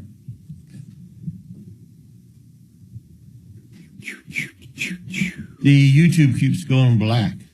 What does that mean? Oh. It means it's black. Oh. That's crazy. Here. Yeah. Oh, but now it's back. I just turned it there. Yeah, it's got to be. Sorry, guys. It's the internet. I got zero.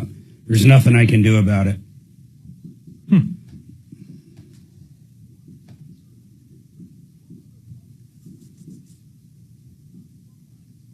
No, it's not the space shuttle coming back. No.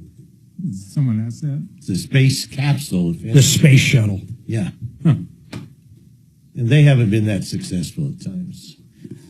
A couple times was really bad, man. Really bad.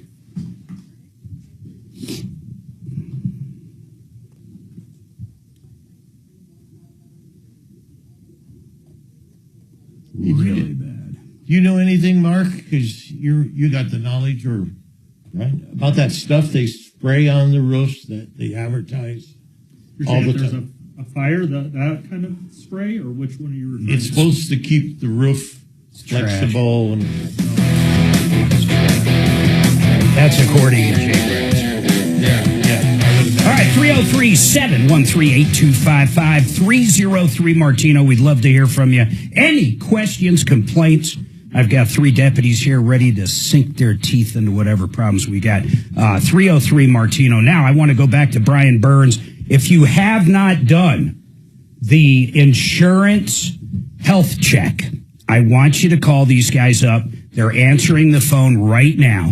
They can basically just ask for some basic information and tell you how much they can save you and make sure you rebuild. Brian, how does that work? When you put the address in, it automatically comes up with what a current value to rebuild is? No, but we go to, websites, usually Redfin is who I use, get the details of the house. And so then you get an enter it idea. in. You have to enter it into a replacement cost estimator. Got it. And that Oh, will so you're determine looking the at how rebuild. many beds, baths, square footage, custom, not custom, whatever it is. Yeah, and the things that we need to hear from people that are wanting quotes, we do need to know, like, when their roof was replaced, what kind of roof, things that might not be accurate online. Because if it's a newer roof, that's great. Yeah, exactly. They If wanna you make have a sure we're 20-year-old crediting it. roof now, you won't even get coverage, right? First thing we would say is stay where you're at, because no one will take it. If it's an asphalt roof. Tile roof, totally different. Doesn't matter. Yeah. Will they come out and inspect the house even after you already have them? Yes. Every carrier will do some sort of inspection. At some point. Yeah. Some would drive by, some might actually walk.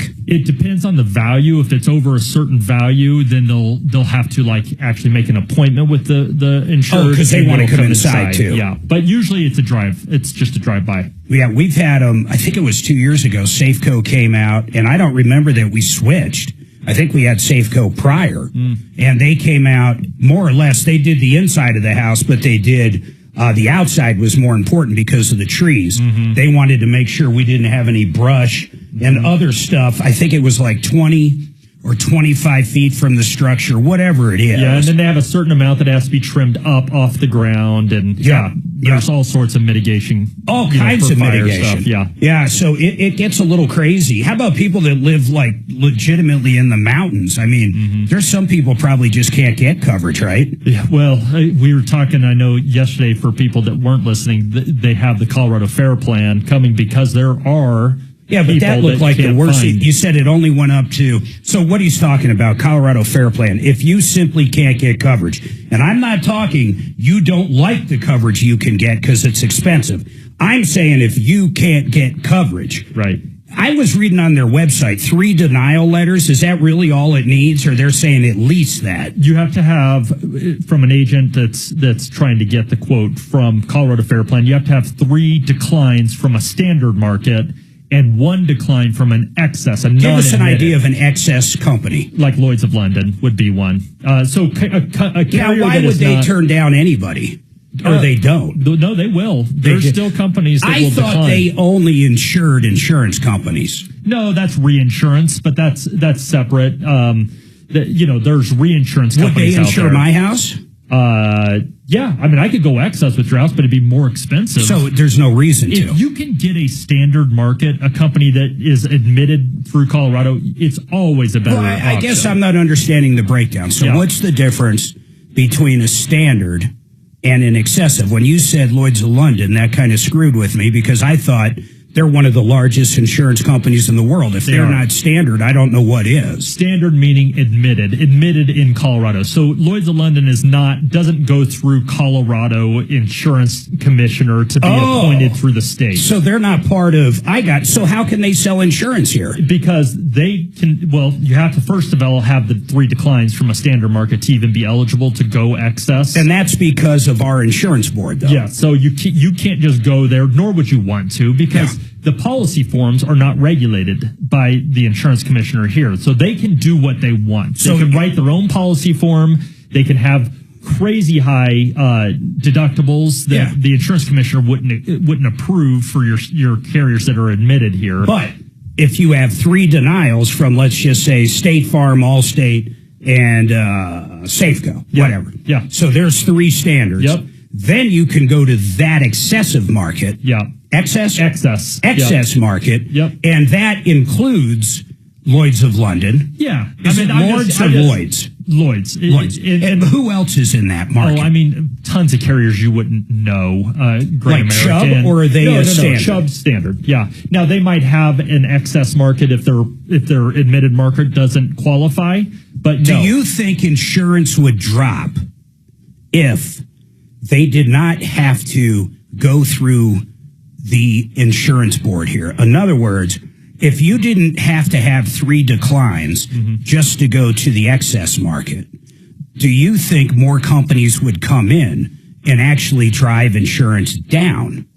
Does that make sense? No, it totally makes sense. It goes both ways. Here's the thing. Could prices come down? Of course, but your coverages would be all over the board. And that's what the insurance commissioner is trying to do, is regulate these insurance companies. Yeah, but when it gets to the point where it is now and they're so expensive, and everybody's thinking about, just like we were talking about, what's the Colorado one called again? Fair. Yeah. So Fair, first of all, only goes to 750,000. So a lot of people are in trouble right there. But more importantly, think about this. Think about this, guys. It's actual cash value on everything. Right. No replacement cost. Right now, if there's a fire and my 20-year-old couch is gone, I get a new couch. Yeah. If my house that's 50 years is gone, I get a new house. Yep. It's however much it costs to rebuild that house. Now you're talking about, I just think of like your typical house in Parker or Highlands Ranch, a typical track home. I mean, my God, if it's 30 years old, the argument could be, it's worth 30%. Right. I don't even know what it comes in at. You think about it, it's exactly how an auto policy is covered. Yeah, your new car, your car could sell for $50,000 brand new right now, but because yours is 7 years old, that car's worth $5,000. Right. You're going to get $5,000 for your house if it burns down. Right. Obviously there's a market for it with auto insurance. It's much easier to to No, but when you think of home but- insurance, Brian, for the life of me, I have never thought, with the exception of roofs in Colorado, Right. I have never thought of actual cash value. Yeah. And how many people out there have an ACV policy right now for wind and hail perils that probably don't even know it? Yeah. How many people a year call you up after a hailstorm, they see the neighbors getting a new roof, Yep. and they call you up and they think they have $1,000 deductible, which they might, Right. but not for hail Yep. and not for other perils. How many people are in that boat? Our customers, very few, because you we tell them. Well, or we try not to put them with a carrier that has ACV on all. the roof. Yeah, now that's Or you give them harder a and choice. harder. Exactly, you got to give them a choice. But there are more than you can count that have their State Farm. Farmers, Allstate, that have no clue that at 10 years of age, it went to ACV. You know what? If people call you, let me ask you something. If people call you, and I'm going to give the number out again, not just for a quote, see if they can save money, and also, of course, as we talked about, make sure the replacement cost on their house is in line, for God's sake, because like we said in Boulder, 97, what was it? Yeah, I think it 98? It was something ridiculous. Yeah, it was in the was high like 90s. almost every person was underinsured, some of them by so much it's crazy. But Right. the other thing you can tell them, they might not even know if they have an ACV policy. Right. They might have been with State Farm, Allstate, some of these captive agents that don't shop you with anybody else. They could have been with those, and when they renewed, the guy calls up and says, "Here, yeah, just sign there. It's all good." You don't even know. They don't even have to have them signed. It just Nothing. comes up on renewal, and people don't look. A term, and a lot of times it doesn't say ACV. It will say roof payment schedule. Roof payment schedule. Yep. They have no idea what that means. Yep. Hell, I have no idea what that means. And it's actual cash value. It's Or they have a percentage of the dwelling, which could be a $20,000, $30,000, $40,000 out of pocket new roof. If you have to have a new roof, yeah. God, people are nuts not to call. Listen, I've used Brian for, God, what's it been? 10 plus years. Yeah. When I bought that Tesla, I about had a heart attack. I swear to God, I couldn't believe how much the insurance was on that thing. And I wonder if it's going to go up even more. They're coming down just because they're becoming more and more common, so parts are becoming more available, Easier. that kind of thing. Oh, that was the big thing with them. Yeah. Was getting a part. Yes. Because it was Tesla and Tesla only. That's right. And they were hogging the hound. Yep. All right, 30, this is Brian's number. Give these guys a call. Gary's got an issue with eviction. We have some lines open. I promise, Gary, I'll come to you. Hopefully we can help you out. 303-MARTINO, 303-713-8255. The Insurance Help Center. Please give these guys a call if you've been putting it off. It's worth just asking them. They're not going to twist your arm. They're going to give you nothing but the facts. They're going to tell you if you're underinsured. They're going to tell you, more importantly, what kind of insurance you have right now. They're going to tell you if you can save money. And they're going to tell you anything you want to know about insurance. 303-996-9000. 303-996-9000. And then hopefully, Brian, we'll get some examples for everybody on how much you can save. That's what I love about when you're in studio. There was one time it was $30,000 a year. I admit it was excessive because they didn't have an umbrella, or they were overpaying for the umbrella. It was just ridiculous. Yeah, they had a number of cars and homes and that kind of thing. They had all kinds of stuff, but they were overpaying by $30,000. And not only that, I remember what it was. They were overpaying by $30,000, and not only did you come in with better insurance, better coverage, you got them an umbrella which they didn't have. 303-996-9000. Gary, you're up next. 303 Martino. Okay. Vestera.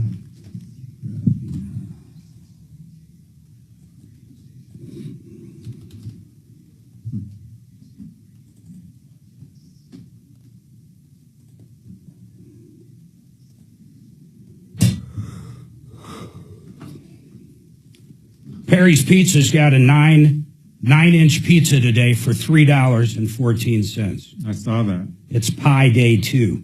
Pie Day 2.0. And draft beers are $3. Oh, man. Where is Perry's Pizza? They're all over. Oh, Yeah. okay. Yeah. They always do it on Pie Day. Yeah, that was a few days ago. Yeah. Today is Pie Day 2.0. They do it twice. They had a line out the door. I'll bet. I've never seen them. Where are they around here? There's one at Holly and Orchard. All right, I got to look this up. There's one on Lincoln. There's one on Lincoln, one in Castle Rock, one in Colorado Springs. How far on Lincoln, Scott? I've never been there. Never been to Perry's Pizza. It's good. Gravina. I wonder if Larry Gravina would be proud of me the way I say that. I can tell you this. Larry, in 1972, started working with his father. That's how long this company's been around. In fact, Suzanne and I have a new sliding door. It's absolutely gorgeous, getting installed by these guys in the next few weeks. It's a custom door, so maybe 4 or 5 weeks. But I love dealing with them. They come out, they do the measurements, they bring the samples, the cutouts. We chose the window we want or the sliding door we wanted. They have over 100,000 successful projects. You're going to be so happy if you go with these guys. Give Nick and the gang a call at GravinaWindows.com. That's GravinaWindows.com. Vestera, they have an event coming up April 5th. I want you to write that down. It's a double power pack live seminar. Tom Martino is going to be there. Your Pathway to Comfort and Wealth is what it's called. They're going to be talking about the wealth building seminar with Barry Miller and Tom Martino, how to make 45% more annual gains without the conventional risk or hassles. I want you to get signed up at mybiggestreturn.com. That's mybiggestreturn.com. You seeing this here, Mark? What's catching These fire? Teslas are being set on fire in Las Vegas. It's crazy. Molotov What? Cocktails. That would be neat. Here's the deal, though. I mean, I'm getting ready to buy a new one. So what they want to give me for a trade-in, I'm not that happy with. So if they did blow mine up, this would be the perfect time. Not yet. You got to wait till later this year. We're probably getting it next week. Oh, you are? Yeah. Oh, that quick. You're not doing the S? I'm waiting for the S. Okay. Yeah, the X is just, we're going to get rid of the Genesis. Okay. Yeah. Are we talking? I'm waiting to see, so quarterly, so our pickup date is the 31st. Okay. They come out with the new incentives on the 1st. Okay. So I'm trying to figure out. What is their deal right now? Right now it's free supercharging, which means very little to us. Right. I mean, we'll use it in that one because we'll use that one if we go cross country, but my God, we never go cross country. Right. So we will use it, but honestly, I have supercharged 10 times in 3 years. That one wasn't all that appealing to me. The free supercharging was not. The best for me, I'll tell you what I'd love is 0.9 or 1.9, but I don't see that coming. That would be awesome. Then I don't have to pay cash, and I feel like it's reasonable. Yeah. 6% is insane. Yeah. And then the other one would be nice if they did free self-driving. I'd buy that in a heartbeat because I use it. Well, the new Y is automatically that's part of the cost now. You're getting self-driving. Yeah. And I guarantee you all these new models, that's what it's going to be. So that's what I'm hoping they do because that's usually $8,000, man. But I think they're building it like the new S. I'll bet you will have it, but the cost is going to be $8,000. Here's what I think. I think what you're talking about is you get one free option right now. No, look at the new Y. It comes self-driving. It's self-driving. It's just automatic. Okay. I didn't know that. Yeah.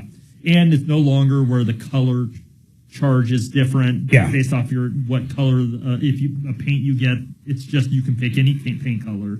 It's not a surcharge to get the silver. See, I'm dying to see what the new incentives are, so we might actually end up giving up to $250, not picking this one up, and I think we can actually roll that $250 into a different one. But what my guy said at Tesla, he goes, he should know a couple days before. Okay. And if it's going to be worth the wait or not. Yeah. And then he said we could probably even roll it over. Okay. Meaning that's bigger. Is there, or the X's? I hear it. I would love that. I would buy 2 of them. Just so I could get that same message twice, Shannon. He thought Elon should send a special message to Tesla owners each morning on your big screen. Yeah. Wake up. Oh, wait, look. Oh, immediately. I got a bet with Ross that it was a 90-day bet, and it was only less than 2 weeks ago, that there would be a ceasefire within 90 days. It looks like I'm going to win this one easy. Are you going on air quickly, Mark? I think so. Why? My son's looking at Genesis, but he's disappointed that they have no options. If you get the black one, you only get the interior that the black one comes with.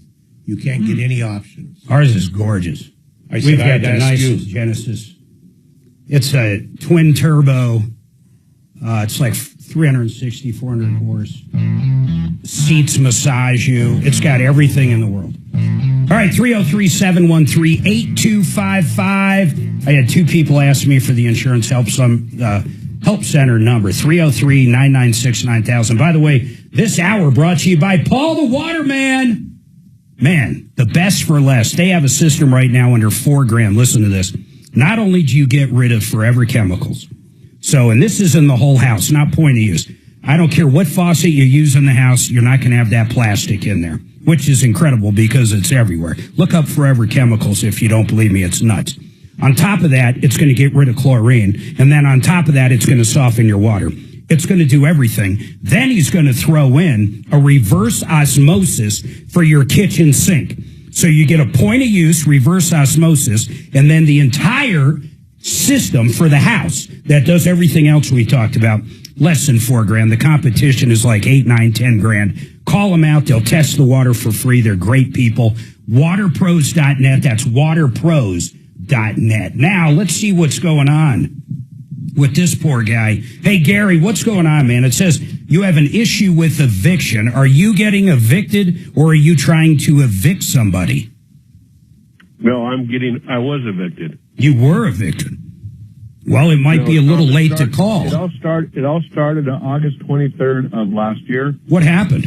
My hand went numb when I was on the computer, and I called the VA. I'm a veteran. I called the VA 24-hour nurse helpline. She said, get to the emergency room immediately. So I went to Penrose Emergency in Colorado Springs, and in the waiting room in the emergency, I suffered a major stroke. Oh, my God, man. What was hey, real quick, so I just want to understand this. Your left hand went like super numb or tingly, or kind of describe it as best as you can.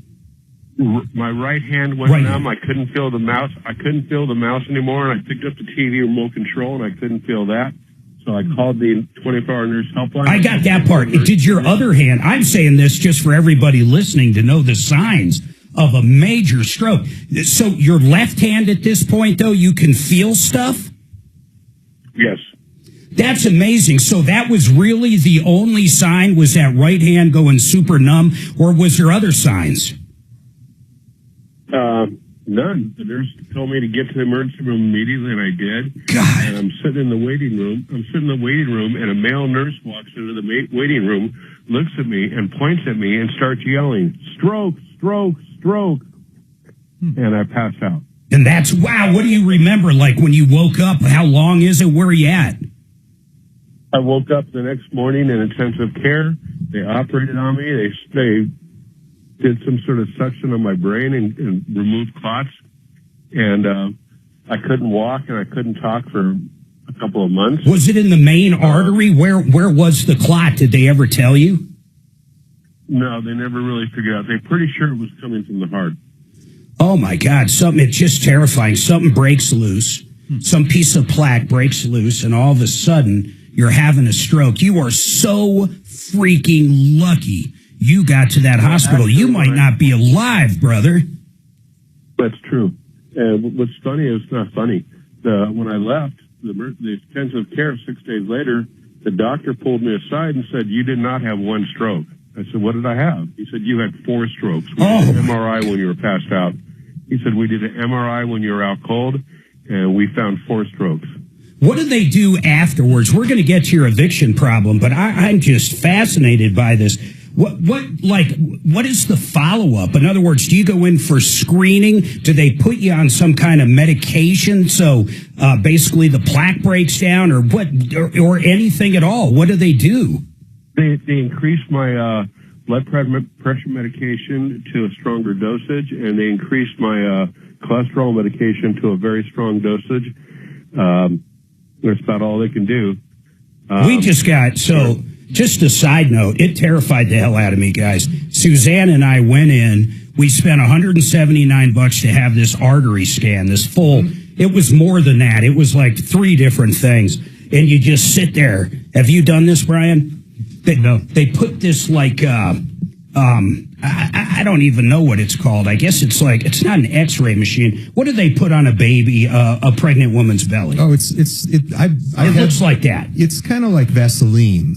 No, but the wand thing. Oh, yeah, I don't know. Sonogram, thank you. Ultrasound. Ultrasound, that's what I was and they gonna say, put it right up on your big arteries on both sides, and they're squeezing it, and they're looking for any plaque buildup. And then, they tell you what's going on, and it just terrifies the hell out of me. I mean, we were fine, but I mean, just that's how bad I am. So when I hear a story like this, I'm just like, now if I sleep on my arm wrong and my hand goes numb, I'm going to have Suzanne drive me to the damn hospital. You guys think I'm kidding? I'm not kidding. That stuff terrifies me. Let's fast forward. What's going on with the eviction? Okay, well, I was bedridden for several months. I got out of the hospital, and I called the company I was working for out of Florida. They're Senior Life Services. I was a life insurance salesman, remote. Got it. I called them, and I told them I had a stroke, and I have to learn how to walk again, and I couldn't talk. I needed a month off. It'd be pretty hard to sell insurance. Yeah, well, they fired me. Oh, that sucks, bro. Did you get on unemployment at least? No, I haven't done anything. When did they fire you? A week after the stroke. So August still, basically. No, it was August 23rd I had the stroke. They fired me around September 1st. But when you say you haven't done anything, I'm just curious. Why didn't you go apply for unemployment? How long did you work for this company? Were you like a 1099 commission only or what? Yes. Okay. 1099. I tried to get an attorney to go after him for unlawful termination, and he said, you were 1099. There's nothing I can do. Florida is a right-to-work state. Yeah, well, it's curious. You're here, though, right, in Colorado? Yes, I'm in Colorado Springs. Did they pay you, and I'm just curious, man, totally curious, did they pay you under a LLC that you owned, or did they pay Gary, whatever your last name is?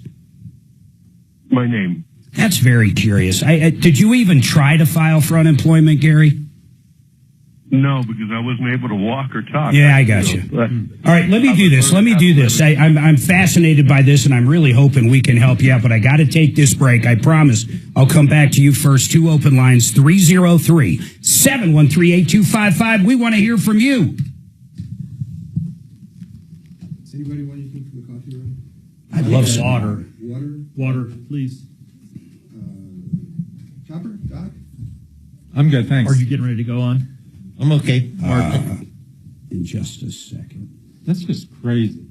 I have to tell you, my son has a condo, and his tenant stopped paying about 5 months ago, and so he's been going through the process of eviction. The guy's name is Gary. So I'm looking here, and it says, I've already been evicted. I was like, oh my gosh, what's the chances that this is the guy that my son is evicting? It's not. It's a different person. But, I think you would have known if Gary had a stroke. Yeah, right. Couldn't walk. Right. I can't leave. The process for evicting. CMG Financial, these guys do every loan, and as I always say, there's no middleman. You're dealing directly with the bank. If you're listening to this show, anywhere in the United States, they can do a reverse loan for you. They can do a standard 10, 15, 20, 25, 30-year mortgage. They can do the loan where it actually is offset by what you have in the bank, the all-in-one loan. These guys can do it all. There's no middleman. They got the best interest rates. You got to check them out. Check out John Clace and CMG Home Loans at partnerinlending.com. That's partnerinlending.com. You're going to love it. Even if you're in the middle of a refi or a cash out, it's worth the phone call if they can save you on the interest or save you on closing costs. And that includes, once again, reverse mortgages as well. Give them a call, partnerinlending.com. Now, let's talk about Red Rock Solar. Brooke's in all the time. Anything you need with solar, these guys can do. They do in-house sales, in-house installation. The whole team works for Brooke. These are employees. They're not subcontractors. They're absolutely great people. And if you have an older solar system that hasn't been up and running, or you want to add a battery backup or a generator or turn it into an off-grid system, they can do it all. Check them out at redrocksrs.com. redrocksrs.com. Yeah, Brad O'Brien talks about that all the time, like eviction and. Yeah, I can't believe how slanted it is towards tenants. And if someone wants to stay in your house, it's going to be a 4 to 6 month period of time, and you're never going to see that money. It's just over. It's crazy. And you're going to be lucky that there ain't holes in the walls and copper removed from. Yeah. Just vandalism in general. Yeah, you're right. It is a pain. It just, what he's learned and what, I think anybody has learned from it is, if you're going to rent someone, they better have good credit, because it's the only thing you have as power on your side is that it can ruin their credit. If they have bad credit already, doesn't matter. I mean, putting another ding on their bad credit isn't going to matter. So it's crazy.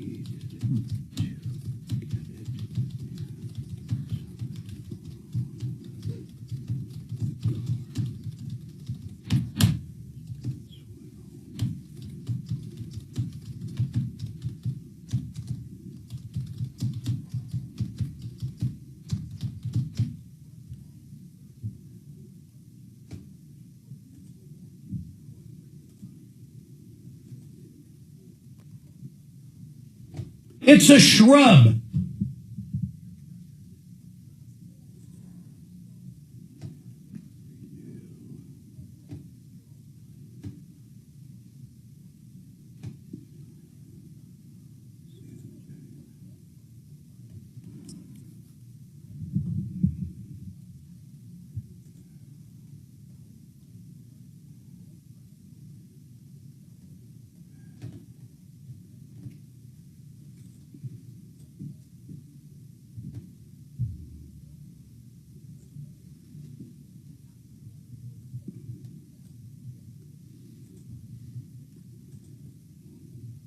It's a loose standard.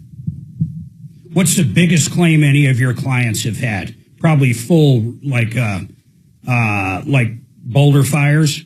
I didn't hear the first part of the question. What did you say? The biggest claim that any of yours have had. Oh, no, it'd be a liability claim, an umbrella claim. Like what? A couple million? Yeah. Over that, or I can think offhand one that was $2.5 million, because that had $2 million umbrella, $500 on the auto. What happened? Killed somebody. Young driver was pulling onto the highway, and as they got over, they clipped the back of a trailer that was being pulled by a SUV. It jackknifed, flipped. 4 people in the car, none of them wearing seatbelts, all got ejected onto the highway. All died? No, they didn't all die. I think one died, and 3 of them were still alive, but serious injuries. So I can't imagine like that.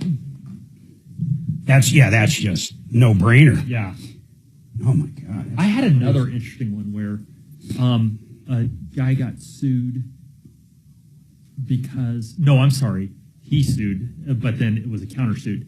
His kid was over at one of those jump places like Jump Street. Yeah. And they're big. Did birthday parties, all that shit. There was like another group of kids bullied this kid, and on the dodgeball court, and ended up breaking his neck. Oh my God! With a dodgeball? Well, he got flipped around. They pushed him, and all this. And would they go after the homeowners? Yes. Did they go after Jump Street too, or whoever it was? They did. Holy crap. Jump Street, has you sign your life away. Right. Where you're there. That doesn't matter if they're sitting there witnessing some kid get bullied. Yep. Did they end up paying out? I don't know if they did. The other insurance did, though. It was $500,000. Yeah. But that doesn't come out of all of anything against you. I mean, This one's a little nuts. We're trying to figure out, this poor guy had a stroke back in August. And after he had the stroke, he basically lost his job. It was a 1099 job. I wanted to say something, and why I was saying, even though it's a 1099 unemployment, I don't care where the company's located. In Colorado, there's a few things. If you only represent one company, and all you do is work for one company, and you work when they tell you to work. In other words, Monday through Friday, we want you on your computer selling insurance between 10 and 3. And you have a business card that says that company's logo on it with your name that they provided. And you don't sell anything else for anybody else. You only work for that one company. You'd be surprised. You might get unemployment. So I'm not going to belabor that point, Gary, or beat a dead horse is probably a better one with that. But I think a call to unemployment might be worth just you collecting some money. So I just wanted to throw that out there. But let's keep moving on. So you got fired about a week after you wake up from the stroke. You've got to learn to walk. You got to learn to talk. And the bottom line is you can't sell insurance anymore, so the company doesn't have you. And then when did the landlord come into this? What happened next? Well, because I couldn't get out of bed, I couldn't walk, and I was falling every time I'd get out of bed, and hurt myself pretty badly a few times. And I couldn't work. I couldn't even look for work because I couldn't talk. I couldn't talk on the telephone to other. I get it, man. And so in January, I got a notice of eviction that they're evicting me for non-payment of rent. How far back at this point? When did you get that notice? January. Was August paid for when you had the stroke? Was that month paid, or were you already in the rears? No, I was paid up to that point. So you didn't pay what? September, November, October. I just couldn't pay. I couldn't work. I get you. Walk. So then they evicted you for non-payment. As you can tell, I can now talk. Yeah. It's taken a while. Of course. I still walk with a cane, but I was evicted for non-payment of rent. Yeah. There should be some in the American Disabilities Act that, somebody in my condition should have been protected. I don't think so. Is that your question to me?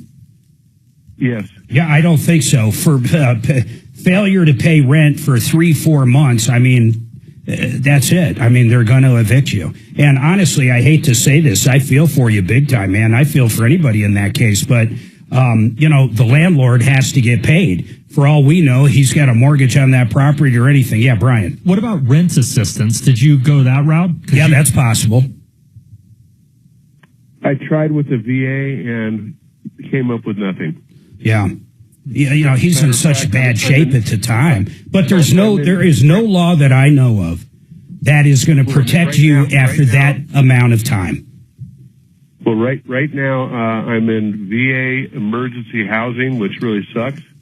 What is that? Describe like where you live. Tell us about it. I live at a Salvation Army shelter. Ah, jeez. Part of it has been isolated for veterans only. Yeah. And it sucks. It's like a barracks type situation. It just sucks. Well, what can we do to help you at this point? There's nothing we're going to do with that landlord or get you back in there. Can you work now? Maybe someone's listening that could hire you. I did. American Family Insurance has given me an offer to work for them. Nice. Which I'm going to accept. It's commission only, but I'll take it. Yeah. So I'm going to go to work for them. And how long have you been selling insurance? About 4 years. Okay. Yeah. I mean, let me ask you something, Brian. Just because you own Compass Insurance, typically when you work for American Family or any of these guys, I didn't realize.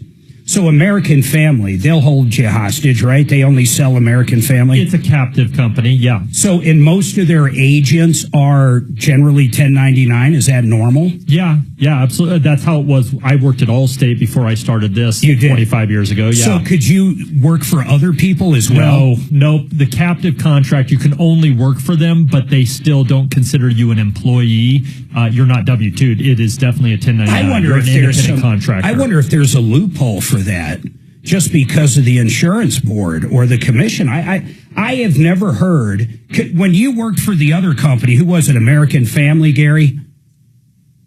So the company that fired me was Senior Life Services out of Florida. Could you work for other people or just them? No, I was captive. See, okay, hold on. I'm not, you know what, I'll talk to you a little after break. I'm not sure what else to help you with. I'm very glad you got a new job. Maybe we can put feelers out there for an apartment or something.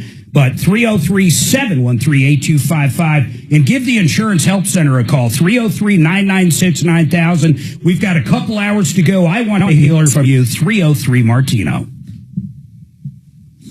Yeah, that's rough. Gosh, living in the VA, Salvation. After a stroke. Ugh.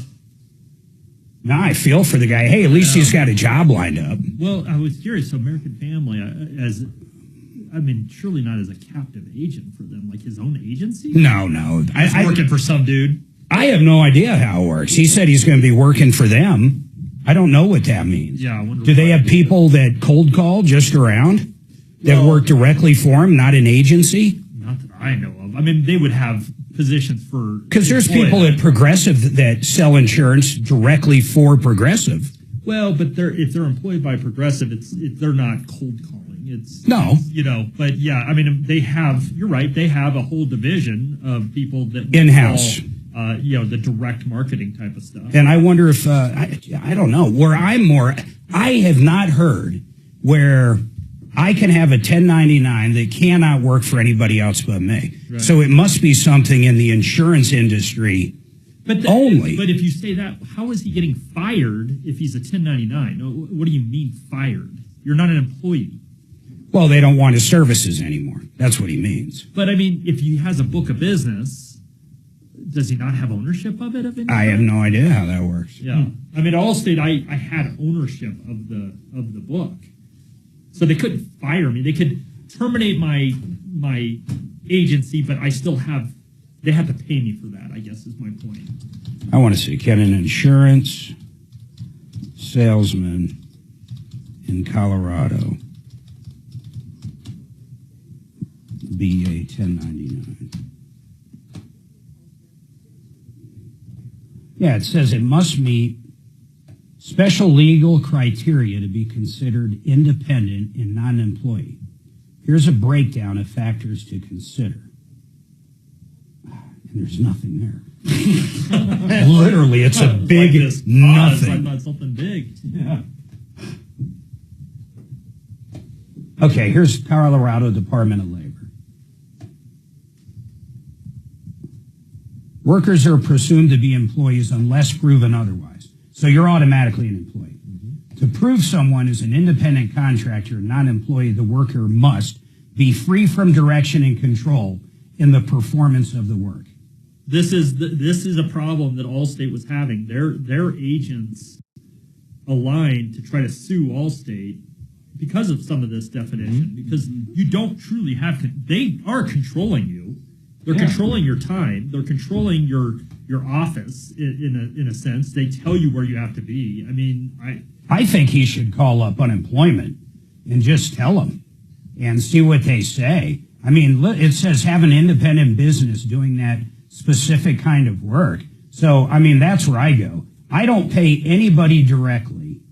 Well, there's certain things that I do. Like if Shannon's doing some work for me, and it's like $100 or something, I'll make it out to Shannon.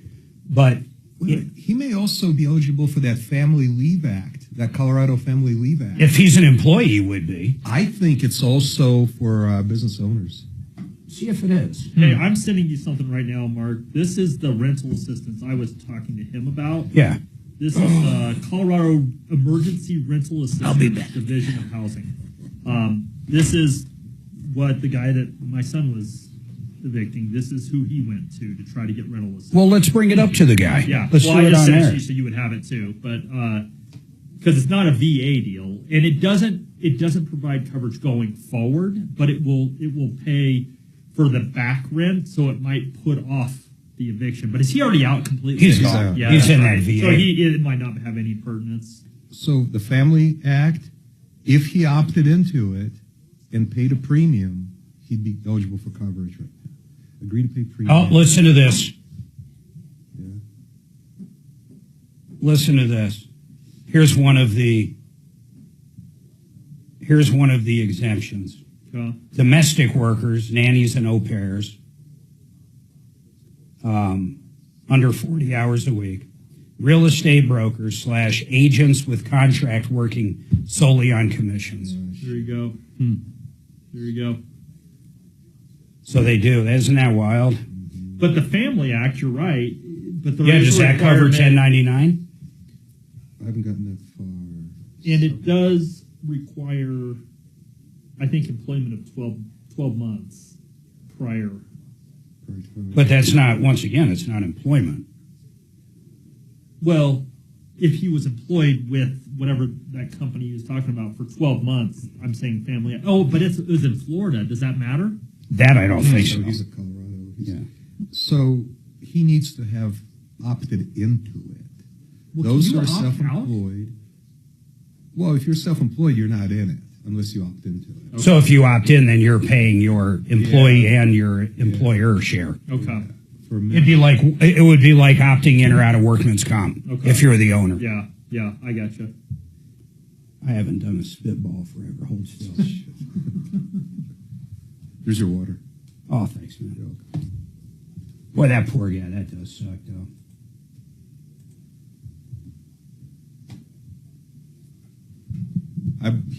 He would have mentioned it if he opted into it. What's your first name?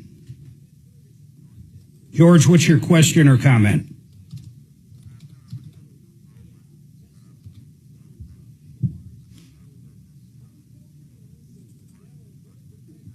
Yep. Ask me on air. I'll come back to you. I know exactly who you're talking about. Kelly not answer that call? She's probably in the bathroom. Oh. Mad at Mark from yelling at her earlier. It's not yelling at her. It's just got it. Get him on. You know what? And in fairness, I appreciate that if it's one of my customers calling, that she's giving me a heads up. Sure. It would have been fine to take on air. I called the lady. It was nothing to do with us, but it's But it's not the one. Yeah. No, I get it. She's a chatterbox. Which on a lot of shows, it's probably good, to be quite honest. Yeah. You know, before Dan's talking to someone about whatever, an abortion clinic, he probably wants a little background dug into. Seriously. Yeah, totally. I want to know what you're getting into. I take them all. They call from prison, I want them.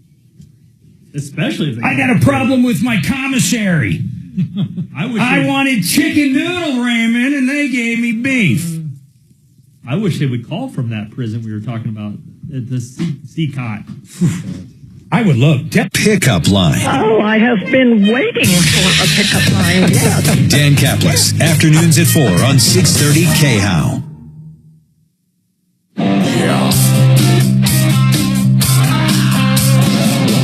Ripped off, bad news. You need advice so you don't have to lose. We'll come running just as fast as we can. Troubleshooter's gonna help the common man. This is the Troubleshooter Show. Now, Tom Martino. Welcome, my friends, to the only show of its kind. We are here to solve problems, answer questions, take complaints, try to make your life a little bit better. And that's what we love doing. We have recouped over $300 million in 40 years directly due to this show. Think of that, $300 million in cash and merchandise, exchanges, refund services, directly due. At one point, we helped a person actually get a liver. We helped someone get a liver. We found a donor for him years ago. We've helped people do all kinds of things over the years. You know, one of the things we were talking about during the break is this poor guy. He's a veteran. He got evicted. He didn't pay for a while. There's nothing we can do there for Gary. But right now, he finally did get a new job. And Gary, I'll finish up with you real quick. You didn't happen to opt in. What is it referred to again, Dimitri? It's that Colorado Family Leave Act. It goes by this acronym called FAMILY. I'm not sure what it stands for. So if you're an independent contractor, and by the way, I did look up in Colorado, listen to this. This is kind of crazy. Under most conditions, you would be considered an employee, but there are some exemptions. One is for domestic workers, like a nanny or an au pair. One is for real estate brokers and agents, like insurance agents, with a contract working solely on commission. So the industry itself carved out a loophole with our legislature. I mean, that's the bottom line. So you're not going to go down that road. It kind of sucks, though, because me paying somebody, to give you an idea, Kelly is an independent contractor for me. She answers the phone when you call. But Kelly also works for Dan Kaplis. And who else do you work for, Kelly? Don't you work for Ryan sometimes, too? You work for numerous different people, or your LLC does. Yes. So because she works for me, but does the same thing for other people, we all pay her. She's not our employee. Plus, she owns her own company. What's your company called? En route Productions. Yeah, En route Productions. So, I mean, that's what she does for a living. She works for herself. Now, Kelly, I don't know if you know this, but Dimitri found this out for Gary.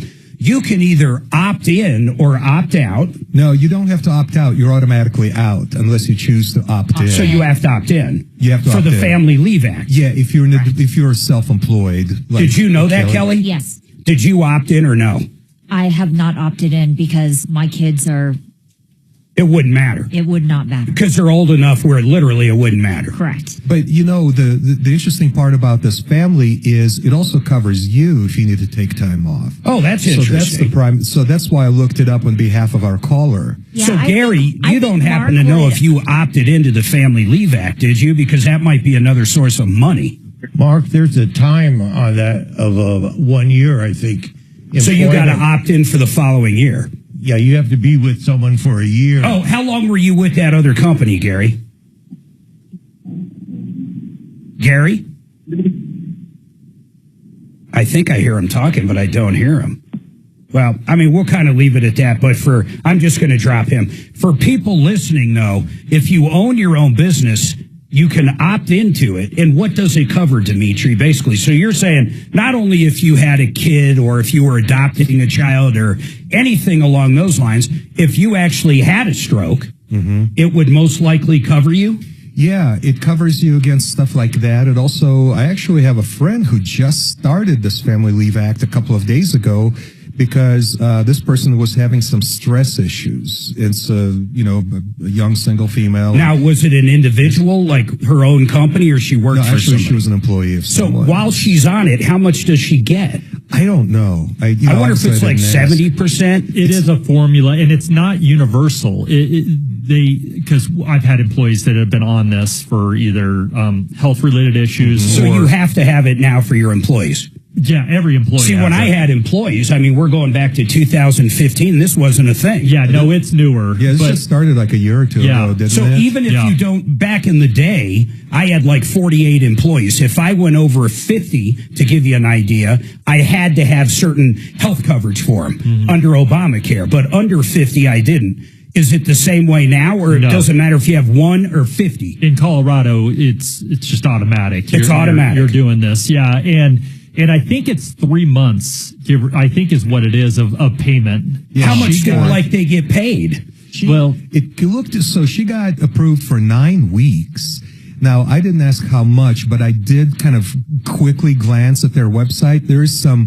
There's a formula, and it depends on your annual income relative to the average state income, and then how long you've been working and how much you actually make. All right, so it's a formula. Yeah, it's like either $600 or $900 a week is kind of like what it looked like to me. So it's kind of like unemployment. There's taxes on it. So if you're do your highly employees compensated, pay into it? Yes.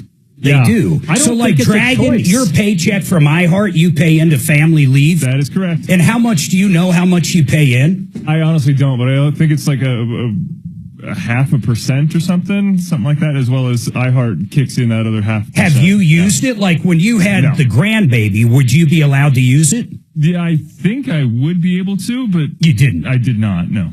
Do you think an employer, and I'm not talking just iHeart, it's weird because we're sitting in their building, but do you think they frown upon it? I don't think the higher ups around here would really care so much. It'd be complicated to work around for sure. It's just like taking vacation. It'd be harder on your peers than it would be on the higher ups. Correct. Yeah. And I don't think the employer gets penalized to the extent they do for unemployment claims. And they can't be fired, though, right? Exactly. Yeah. Is that the main thing? So you get some money, but you're paying into it. You're paying a little bit into it. So the benefit to the employee is you can take this paid time off when the need arises, and you can't be fired for it, and your employer is required to work. God, that'd be so hard just coming from a small business aspect. I don't know if I like it or not. I, honest to God, don't know if I like it. We've got a friend. Listen to this. We've got a friend whose wife had a baby. Really good friend. We know the parents more than we know them, but he's a little older than our kids, and we watched him grow up, and they got married. He works for a company in Europe. He works for a big company, but he lives in Colorado. He got 6 months when she had a baby. I just sit there and I go back to when Suzanne had our kids. 23, 25 years ago. We had nothing like that. I worked. She was home with the kid. And that's just how it was. I mean, I don't know how else to put it. I find it insane. His company, once again, is based somewhere in Europe or Germany, somewhere. I don't know exactly where. So he got 6 months. She got 3 months. Think about this. The woman that had the baby could take 3 months off. He could take 6 months off. But I bet what he found is when he came back, a lot of his peers were bumped up in the ranks while he was gone. So that would be a reason not to do it. Yeah, well, that's generally the reason not to take a lot of time off from work, because you make yourself less valuable to your employer. Just in general. And I don't know if I'm like old school this way. I don't think so. But just in general, should the man, the guy, be able to take off the same amount of time as the mother of the child? I mean, is that, I guess it's just normal now. People are going, you're sexist or whatever, but I'm going, to me, that's kind of, okay, Dragon, is it weird to you, if you don't mind me asking? Yeah, I would agree that the man should not get more time than the woman. Well, the more time is absolutely insane. And I tell this kid that, but if it's there for the taking, it's kind of nuts. You can get away with it. And Brian, I mean, you're here as a guest with Compass Insurance. I don't want to get you in trouble. Yeah, I'm going to be very delicate about this. Yeah, I mean, but be delicate. I do think it's becoming more the norm, especially with a younger generation, because I'm with you. Whenever I had kids, it wasn't an option, number one. I had my own business, number two. But I think there's probably a healthy medium there. I took like 2 days off work and then was back. And I probably could have been around a little bit more than that. Yeah. But I do think the younger generation, I'm seeing both. It's both entitlement. People are taking off the 3 months. You had mentioned there, Mark, that, I have a new grandson here, and he's about a month and a half or so old. The daughter-in-law is a stay-at-home mom, so she didn't have to worry about taking anything off. But my son, he took a month off. He took the family leave time. The whole month. But he could have done 3 months. I'm not sure as to how much he could have done, but he was like, I'm going to take the whole month. Like, and is this every year, by the way? 20, 25 years ago when my kid came around, I took a half a day. I was like, all right, I got to go back to work and put in 80 hours. That's the same time we had Miles. And it's, you know what? We went to the hospital. And once we left the hospital, I was back to work that day. Suzanne was home with the kids. I mean, but now, like, it's, I don't know. Suzanne actually preferred that, I think, is what I've heard. Oh, shut up. Oh, damn. That one's stunk. Hey, by the way, just so everybody knows, Yes. I actually went to work early. I had 6 weeks off after I had Haley, and I went to work. Were they paid? Yes. How? Oh, just because the company you worked for paid you? Yes. Yeah, there was no family leave or anything. No. Yeah. And so, but I went to work 2 weeks earlier because she was such a boring baby. She basically just slept all the time, and it was really boring. And I was like, I need to get back to work. I just said, okay, how about if you had the kid now, Kelly? Well, hold on. You had a baby now, and Adam could take 6 months off, and you could only take 3. Oh, okay. I could not tolerate 6 months of Adam being home. It's insane to actually think about that. Absolutely not. No, I would make him go back after probably a couple weeks, which is what happened. He took a couple weeks off after Trevor was born, a couple weeks off after Haley was born, and then he was back to work and back to the grind. And like I said, I took, I had 6 weeks, but I didn't take the whole time. So, Scott, what do you think? I don't know. You're older. Yeah, I think like Brian, it's becoming more popular. That doesn't mean it's right. No, but I liked what Kelly said. Her employer paid for it. It wasn't. Isn't some of that tax funded or no? Well, is it 100%? Is the family leave funded by our money at all, or is it only funded by the employee and 0.5% that's the taken out of employer? your check? Yeah. So, and the other 0.5%. So I already paid into it so I could have it. Yeah, I got you. Yeah. And plus, that's a great perk. If you work for a big company, I mean, that's a hell of a nice perk if they give that to you. When you have a baby, 6 weeks off. But it's just different to me. And when you own your own business, I mean, Brian, you own Compass. I mean, when you have someone leave and they're going to be gone for 8 weeks, I want you to be honest. Someone comes to you and says, Brian, as you know, my wife just had a baby. Or nowadays, hey, my husband just had a baby, whatever it happens to be. So, and then basically you say, oh, that's great. Congratulations. We sent her balloons and stuff and blah, blah, blah. And then they're like, by the way, I'm taking 3 months off, and they're a key employee. Yeah. That's got to bug the hell out of you. Well, it's just reality. It's what you have to do. What it is now. And so it's happened to us. Yeah. And they have that right, and they're paying in. So, I don't say anything. I remember hearing stories from my grandmother that her mother had her brother on the kitchen floor in their house and made dinner that night. Okay? Listen to what I just said. Now, people might say, no way that didn't happen. I don't know why my grandmother would have shared that with me. Think about that. I mean, we're going back to the late 1800s. I mean, I don't think people went to the hospital to have babies. I think a lot of breech babies and a lot of women died probably, and a lot of babies died, but because it was different back then. But think about that. Have a baby, then cook dinner. Now, I'm not saying I condone that kind of behavior by any means, but think of how far we've come in such a small amount of time. I noticed how there's no comments on that. Brian, what do you think about that? About what? About having a baby then cooking dinner that same night. I was thinking, Dimitri, I was thinking of squirrels. It's almost like the deputy doc has come out in me. All of a sudden, for the first time in my life, I feel like Deputy Doc. Delivering 1,000 babies, I would be curious. You know what? That is the biggest part. I bet a lot of babies died back then. People talk about how the population has exploded. Just think hospitals and really just birth. Well, yeah, a huge number of women died in childbirth. Oh, big time. A breech could kill you easily, right? Oh, even non-breech. I mean, women would just bleed to death. Just bleed out. On the kitchen floor. Yeah, that's crazy. All right. Hey, George, what's going on with you? Hello? Hey, George. Yeah, can you hear me? Yeah, I can hear you. Go ahead, man. I got to take a break real quick, but go ahead. What's your question? Basically, the people that used to advertise for like $12.99 or $13.99 water heaters, I can't find them on your referral list. Oh, I'm going to make you hold for that. And I hate to do it, but I promise, George, right after it, and I'm doing it for a reason. Because you said something, I want to make sure you understand. 303 Martino. That's weird.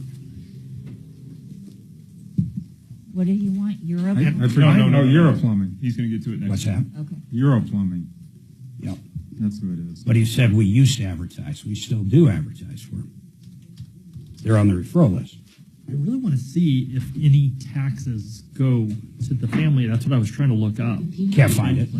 It talks about the 0.9% from your payroll, but it gets used a lot. So there's no way they're going to have the fund. The little bit that's taken out of the checks are I just Matt. don't think so. With K&H Home Solutions now featuring Alpin Windows. These guys are great. Listen, K&H was established in 1956. That's like 69 years ago. And they're still running strong today. In fact, all their products are designed for energy efficiency, beauty, custom fits, low maintenance or no maintenance, and durability. And they have a new painting department. That's crazy. They can paint the inside of your house or the outside, and they do it at a wonderful price. I want you to check them out at khwindows.com. Siding, entry doors, you name it. These guys have it. Windows, khwindows.com. Let's talk about John Fuller, Fuller Law. John has been our attorney twice. We hired him once when a lady T-boned us and once when our daughter got rear-ended on I-25. Both times the cars were totaled. On top of that, we had injuries. And on top of that, John got us every single nickel the other insurer had. Policy limits across the board on both cases. You're not going to do better than that. And when he got us all that money, he then, check this out, he then helped us negotiate with the hospital and the ER and the ambulance company and the chiropractor to get all the bills down so we had more money in our pocket. And you're going to deal with the attorney. He's got a great team behind him, but you're going to deal with John when you want to talk to John. Put the number in your pocket. 303-597-4500. 303-597-4500. I will get. Put it in your pocket. Write it on a piece of paper and put it in your pocket, damn it.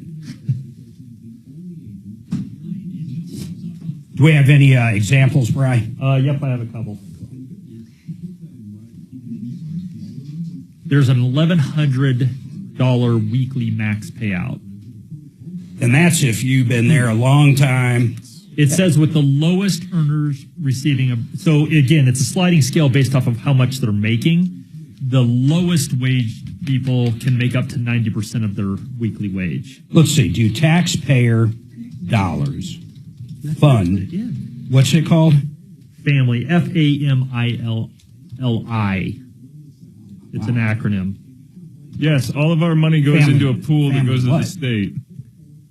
In Colorado. So the 0.5% we give, the 0.5% the company gives goes into a general. It's Colorado Family and Medical Leave Insurance Act. That's the acronym for family, F-A-M-L-I.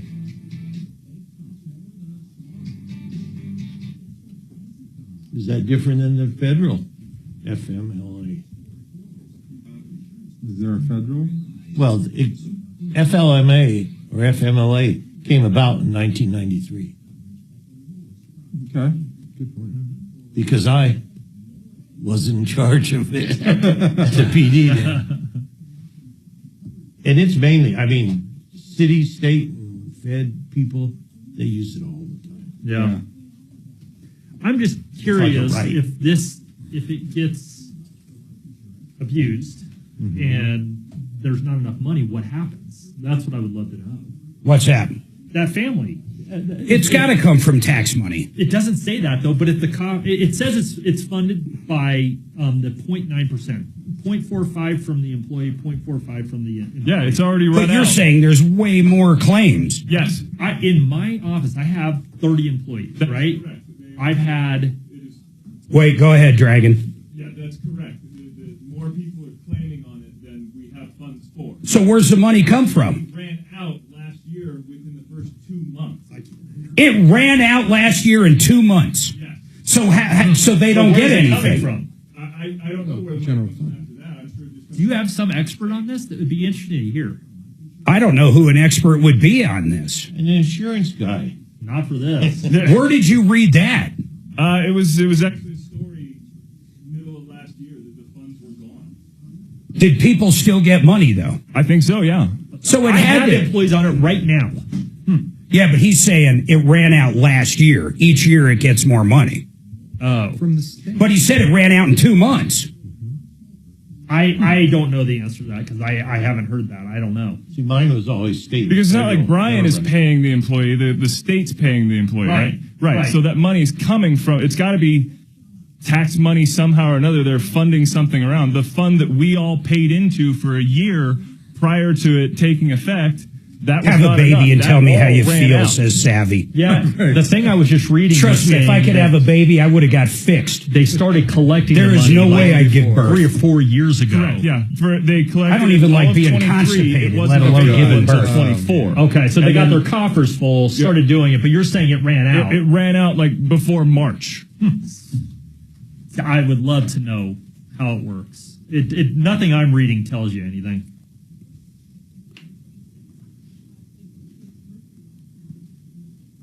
Oh, to your point, Colorado Family Program is designed to run concurrently with FMLA. What the hell's that? That's what he was just talking about. Yeah, that's a federal. Family medical leave. Oh, I forgot we even had that. Yeah, there's federal, and now we have the state one. So you can literally take 6 to 9 months. So how's off that and get work? paid Is that by our federal or the taxes? state. Family Division cannot provide advice. From the Trajan Wealth K-House Studios. Trajan Wealth, your trusted local fiduciary advisors. TrajanWealth.com.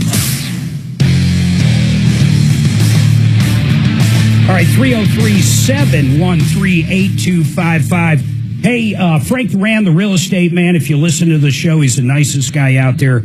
And if you need to sell your house and want the most money and sell it the quickest, you call Frank. If you're looking at buying a house and you want to negotiate and get the best deal on it, you call Frank. I have used him multiple times. He is a great man, nicest guy you're ever going to meet. He'll also do a free evaluation for you just for calling him. Not only will you get to meet him, but you're going to find out how much that house is worth right now. If you haven't had it done, and by the way, there's no arm twisting here. He just hopes he gets to meet you, and if you decide to sell in 5 years, you're going to call him.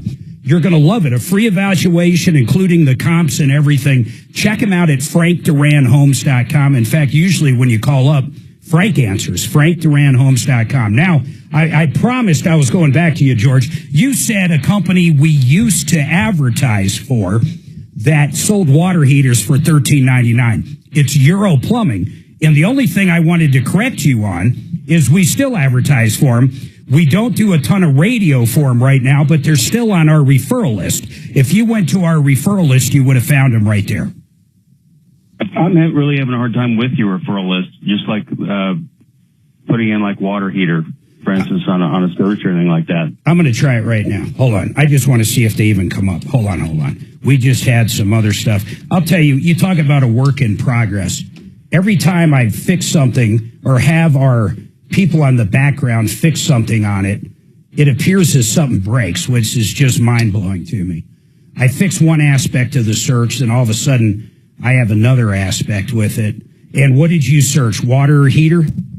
Well, I couldn't even do it on my computer because it keeps on taking me to other websites. But when I do it on the phone, I Well, didn't just try to never, don't Google it. You just go to water heater or waterheater.com. You just go to referrallist.com. The very first one that came up was Euro Plumbing. Then Water Pros, Apple Air, Father and Daughter Plumbing, Prime Plumbing, Time Plumbing, Aspen Meadows Plumbing, Dunn Plumbing, Plumline, Fix It. I'll try it on my phone because something's going on my computer. It takes me to other websites, not yours. When I say Tom Martino Troubleshooter. Yeah, just go to referrallist.com. One word, you can spell it however. I mean, just spell it correctly. But here's the deal. I'll give you the phone number right now because I have it up. Euro Plumbing is at, I think it was a 720. Oh, I'm on page 2. Hold on. I feel like Tom all of a sudden. I can give it to him. I'm trying to do something on the radio I shouldn't be doing on the radio. Okay, here it is. It is 303-668-6844, Euro Plumbing. Yeah, I think it's $13.99. It might have went up to $14.99. They put 2 in my house last year. They also sell high-efficiency stuff, fast recovery. How big's your house? Well, it's actually for the future. I've got 5 rentals. I'm going out of town. Oh, you just want cheapies then? Yeah, I mean, even preemptively change some of them out before there's a problem, but at least I'll have the number when I'm out of town. Yeah, you know what I do is I tell them, hey, listen, I'm looking to getting 3 at one time. Can you do any better? I mean, see if they'll bargain with you. They're already so cheap, I don't know if you can do anything. But, I mean, really, they do sell everything. But for rentals, I would just get a basic efficiency, get a 40-gallon or a 50-gallon and call it done, man. Yeah. All right. That sounds good. I appreciate it. I appreciate you holding so long to get a phone number, George. I really do. 303-713-8255. Brian, Compass Insurance. Do we have any examples of money you guys have saved from listeners that called in to the Insurance Help Center at 303-996-9000? Yeah, I have one here that I pulled out just because it was one of the things we talked about earlier. This person called. They are with Liberty Mutual and have been with them for years. Is that a big company? Yeah, Liberty Mutual's huge. Got it. And it ended up where we moved them to auto owners, but they had home and auto.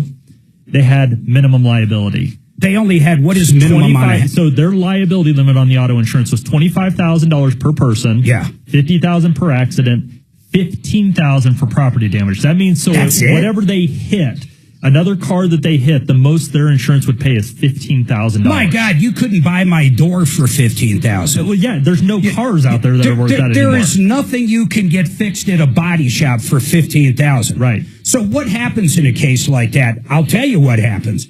If there's a lot of injuries and a lot of damage, if they find out you got a job and got some equity in your house, you're getting sued. You're getting sued, and you got to come out of pocket. Your insurance is even going to defend you, because here's what happens. The insurance company looks at the damages and says, we'll pay out $25,000 max payout or $15,000 for the property damage. So they don't even have to defend you in the lawsuit if they offer full amount. That's right. And so they pay the $15,000 in this case, and immediately the person can go and sue the individual after that. Think about that, Dimitri. Think about that, Chopper.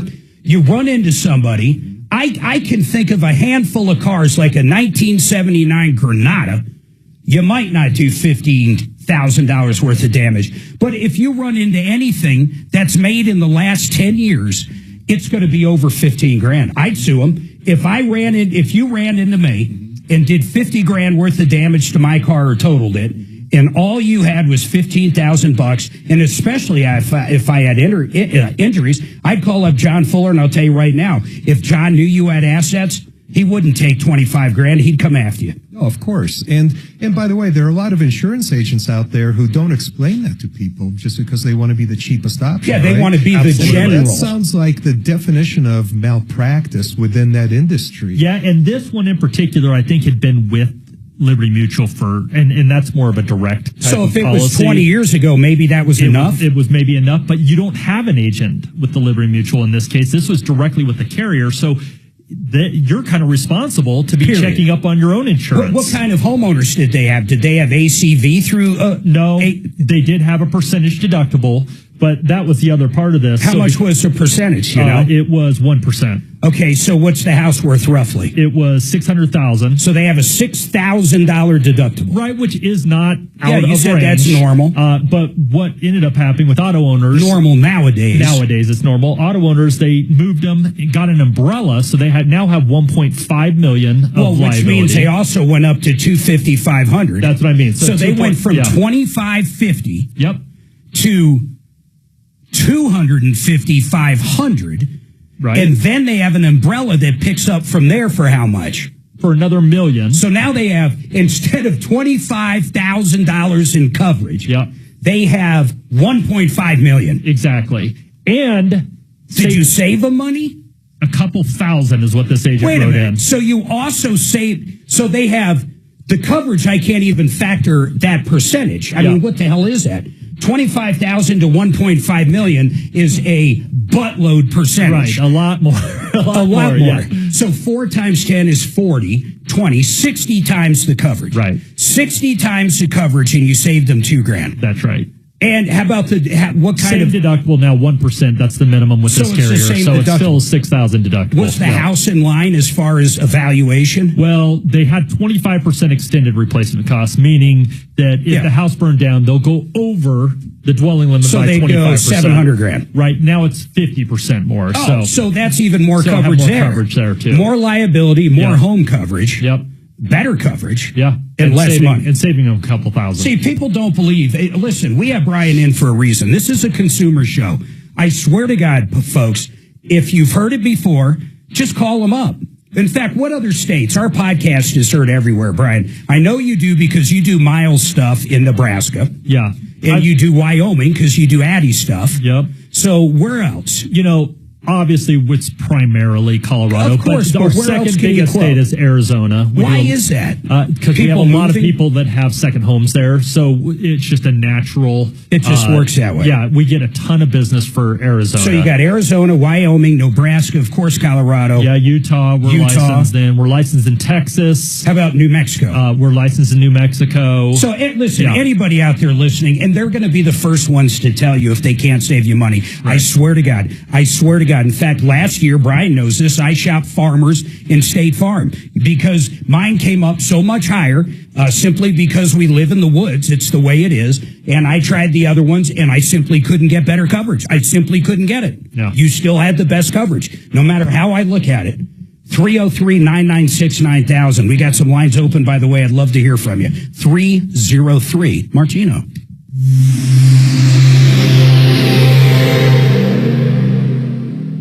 This. Okay, you got questions for Bri? Mm-hmm. Okay.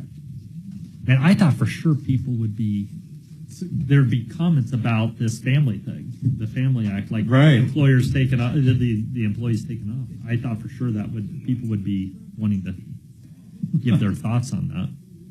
Well, if it's truly paid by the employer and the employee, can the employee opt out? No. I think so. No. Can't opt out. Oh, no, the employee cannot opt out. No. Only business owners can opt out. If you own the business and you don't want to be protected from it. Or like just you. Like workman's comp. I did not opt in. Yeah. That's it. Right. The thing I would love to know is who spent that? If the 0.9% does not pay it, what happens to this? Joseph A. Lazara, here's an attorney. I swear I hope you never need. Check it out. Criminal defense. Maybe you got hit with a DUI. That's big these days. And let's say it is a DUI. You have two options, okay? One, you go at it alone and you're going to get the worst penalties you can possibly imagine. Okay, if you think you can cut a deal better than Joseph A. Lazara, you're insane. He knows the DAs. He knows all the people in the office. He knows the judges. He's respected. And if you don't think that's what it takes to be a great criminal defense attorney, you're nuts. It might not be fair. I don't care. But when people know you, they know what it's like to fight against you, and they know when to cut a deal. That's what Joe can do for you. It doesn't matter if it's domestic violence or DUI or murder or anything you're up against. My goodness, you need the best attorney out there. Put this number in your phone and get it in there now, because when you need them, you need them. 303-429-6200. He'll talk to you for free about your situation over the phone. Joseph A. Lazara, 303-429-6200. Brian, the state backfills the deficit. I don't see that anywhere. Well, where else would the money come from? But what do they backfill it out of? What budget? Just the general fund? Whatever money the state collects and borrows. And But you would think that has to be somewhere. I don't see it anywhere. Well, if they were proud of it, they would have put it there. Well, they're definitely not proud of it. It's like they're free food for kids that ran out of money. Yeah, I mean, you can file an FOI, Freedom of Information Act request. Oh, yeah. The state's giving back money, though, with Tabor. If you opt into it. That part you have to opt into, too. Is that what you're asking? So they must have money. Policy for him in Arizona. Well, I did that a while ago. Yeah. Mark, what do you know about Tarzan? Tarzan, he's the king of the jungle. No, the one in Nebraska. The Nebraska Tarzan. No idea. Yeah. Yeah, he hasn't called in. It's all active. Remember that guy? Yep, we're all good. I don't remember. Closing company called and said, "Hey, the lender rescinded the loan." Oh yeah, Tarzan. Yeah. He hired that second attorney out of Omaha. Yeah. I don't know what happened. I will follow up with him though. Well, in fact, Suzanne, if you're listening, shoot Tarzan a text. Yes, I sent everything over to him. That was the craziest one. Rescinded after. I hopefully he sued the title company. That's an info. He's on his own. Yeah. Tarzan, I'm like the king of the jungle, right? Yeah. Oh, wait, that's not Tarzan, is it? That's Tarzan. Little off. There's a piece of it in there, I think, but I don't know how much. Not much. You're kind of blending it with something else. I don't know what. Just who's Tonto? You sounded a bit like the Kansas City Chief. Oh yeah. Boy, weren't you glad to see them lose? Anybody? Oh my God! I bet on the Eagles, so I was really happy. I wasn't betting, but I was very happy to see them lose. Yeah. Brian, what do you think of, like, before next time you come here? Mm-hmm. I'm going to email you my auto and my homeowners policies from two different national companies. Yeah. And you can do an analysis On air. and bring your results in here. How many do you have employees? Oh no, it's for my homeowners policy. No, I know that, but what insurance do you have for your business? I don't. I can't find an insurance company to cover my business. Nobody writes my kind of. Is there a building? No, it's Just out of the my home liability office. Oh, okay. All I want is the liability in case one of my subcontractors, if they kill somebody, everybody gets sued. Yeah. So all I want, and they have their own insurance, they're giant international companies. Right. But I want insurance to cover my defense bills until the point where I get dismissed from the lawsuit. So are you protecting yourself at least by being added onto their insurance, like as an additional insured? No. That's what you need to require. If as a contractor, Yeah. you want to be listed as an additional insured on their policy. They might not do it. They might not do it. It wouldn't cost them anything. If they want to do business with you, that might You should ask the cost question. Yeah, I'll ask the question. We I'm not. could all day. I mean, But that's is there a such policy common- available to me? Yeah, I'm sure. So what is it you do exactly? I'll email you a description of what I do. Yeah. But we'll start with my homeowners and auto policies and umbrella. Yeah. And then you'll see how much I pay for Right. different companies. Yeah. And then you'll say, here's Yeah. what we can do. And if it is, we can. Yeah. With a high quality carrier. Somebody who doesn't dick around when claims come in. Someone that gives you the OEM that you thought you had. OEM parts. Oh, yeah. Oh, that's another piece of right, the windshield. bullshit.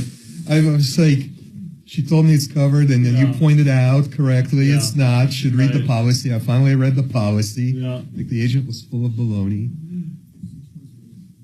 Did you ever read to see your loss assessment coverage if it had a limitation, if it's an HOA deductible? Oh, no, because I just want to forward all of that shit to you. Yeah, I just right? need to read the policy and tell you. Yeah. It could be very well worth it, man. And 10 seconds, guys. I have no confidence. Singles worldwide. DateMyAge.com/ready. Denver's talk station. Online at khout.com. All right, 303-713-8255. You've been ripped off or taken advantage of. We want to hear from you. We got lines open now. Now, Dimitri, you said you had some questions for Brian. We already had one that he saved $2,000 a month and got him such higher coverage. $2,000 a year, just to $2,000 a year. $2,000 a month would be a really good well, one. Well, the one was $30,000. Yeah, they were $30,000. That's over $2,000 a month. Yeah. Hey, and really quick before you go to those questions, we were kind of talking during break. Brian said, I'm surprised people didn't call up about the Family Leave Act. And I think people are just complicit now. I actually don't understand something. Dragon was telling us, he remembers a story from last year, and how much gets taken out of the check? 0.9%? Total. So it's 0.45 from you, 0.45 from your employer. And then that's what covers you if you're gone for up to 3 months. Correct. For Yeah, family 12 leave weeks. for whatever reason. In fact, I think you could say you're having a mental breakdown and be able to leave, right? I mean, I don't think it's pretty much anything.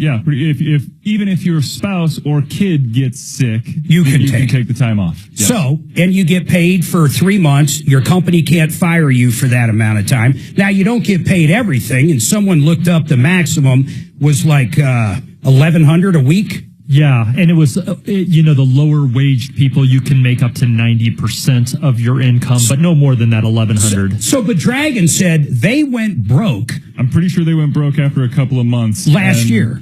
In 2024, according to, this is family.colorado.gov. So where the hell did the money go? They paid out almost $700 million But they didn't collect close to that. I don't believe they collected So it is our tax money. Well, of course it is, Mark. Where else is the state going to get money, right? Okay, they passed a bill for the kids to eat free food. And you know what? If a kid's parents, this drives me insane, people. Now, when we voted on it, they did project that they would collect somewhere around $1 billion. Yeah, but not in 2 months. But here's the one with the food that kills me. If a kid can't afford food, well, my God, give them free lunch. I have no problem with that. But to buy free lunch for every kid is the dumbest thing I ever heard. Why am I buying Bill Gates' kids free lunch? Why are you buying my kids free lunch when they were in school? Well, actually, they didn't have it there. But it was another thing the Democrats passed here. And, of course, the damn thing went broke.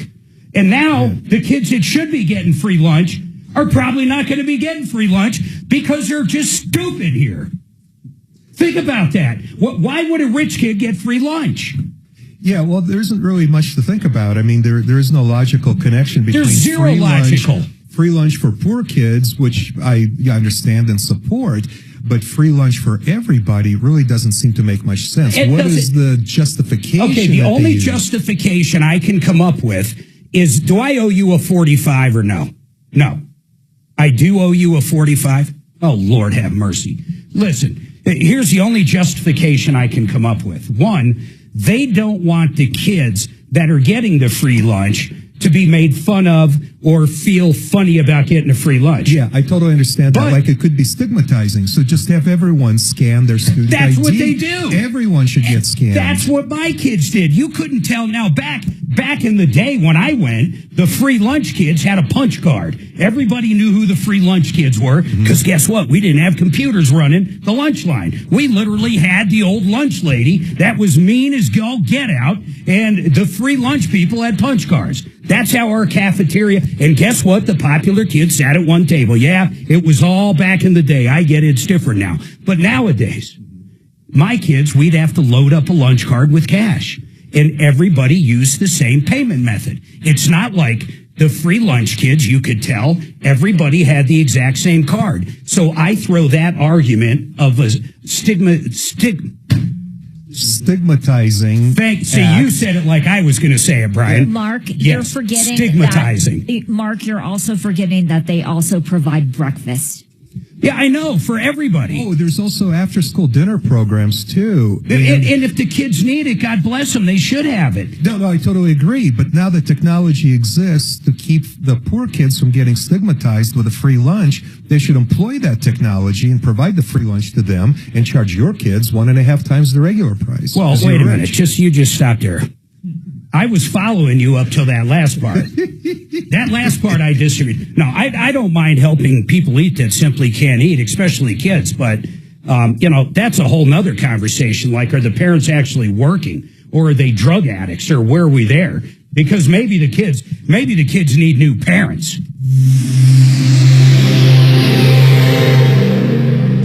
Now, Impact Traffic.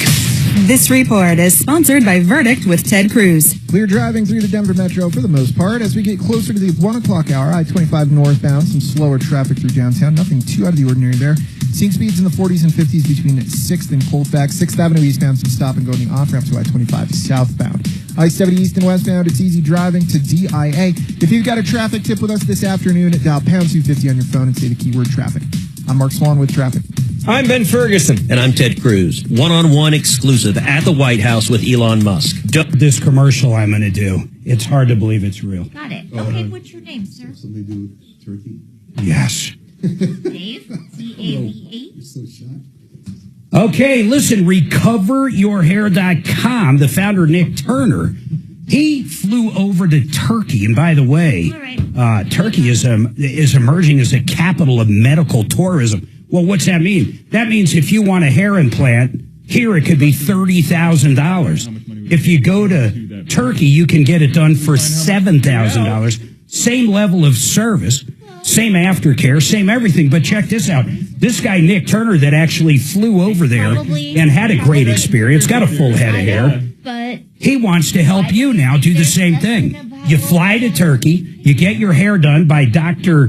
Nori, and guess what? You're going to love it. And on top of that, it's like a mini vacation. You can spend a couple days before the transplant and after the transplant and turn it into a vacation. World-class aftercare. The staff is professional. And, of course, Dr. Nuri's a skilled physician. Save the money. I want you to check these guys out at recoveryourhair.com. That's recoveryourhair.com.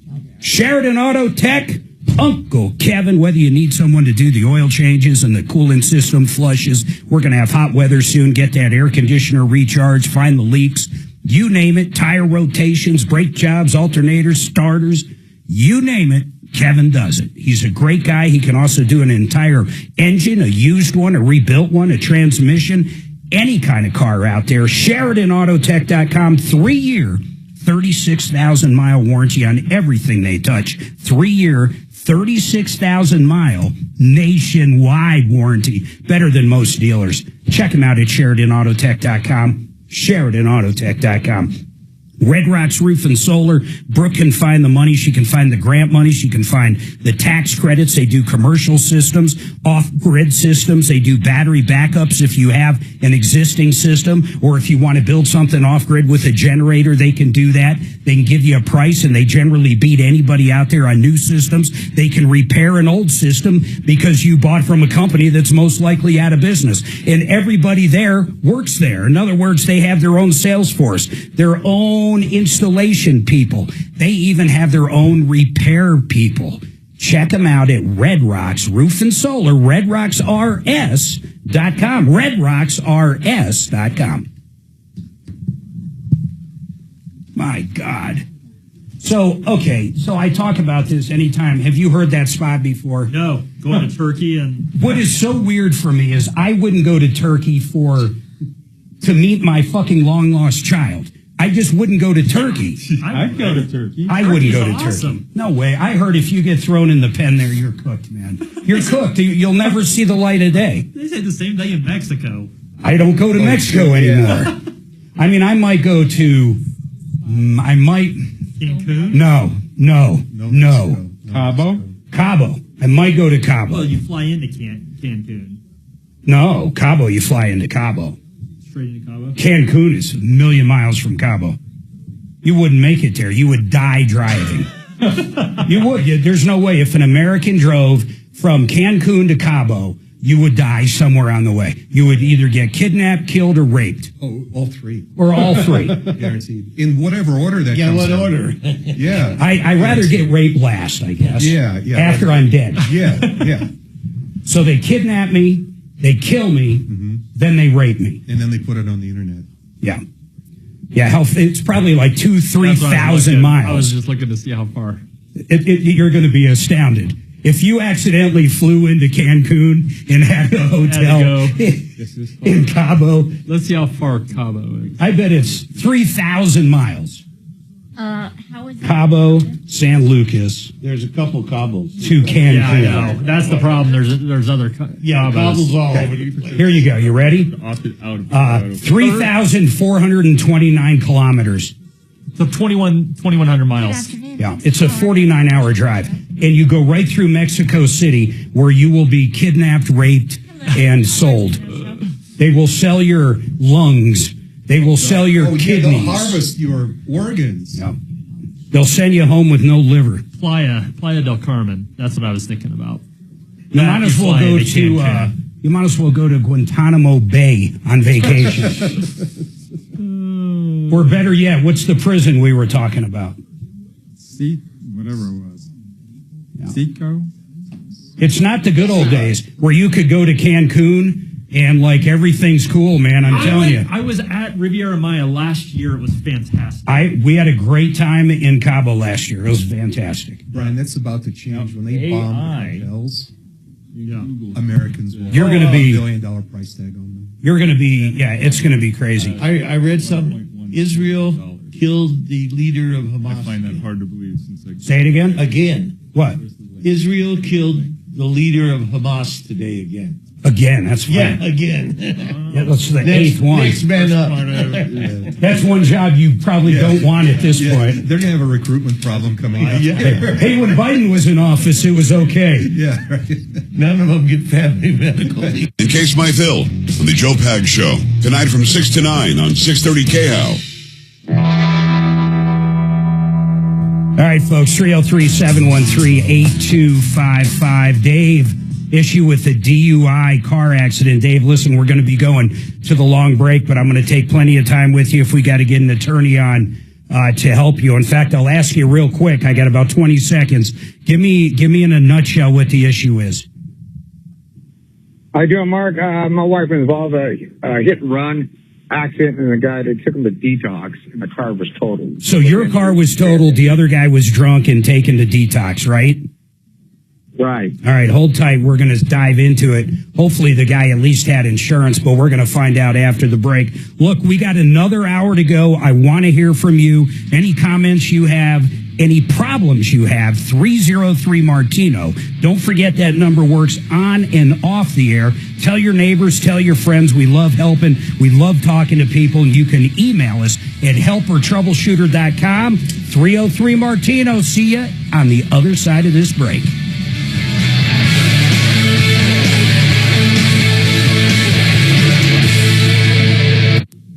They've already named them terrorists. The same, yeah, but you know those surveillance flights? Yep. They're collecting SIGINT.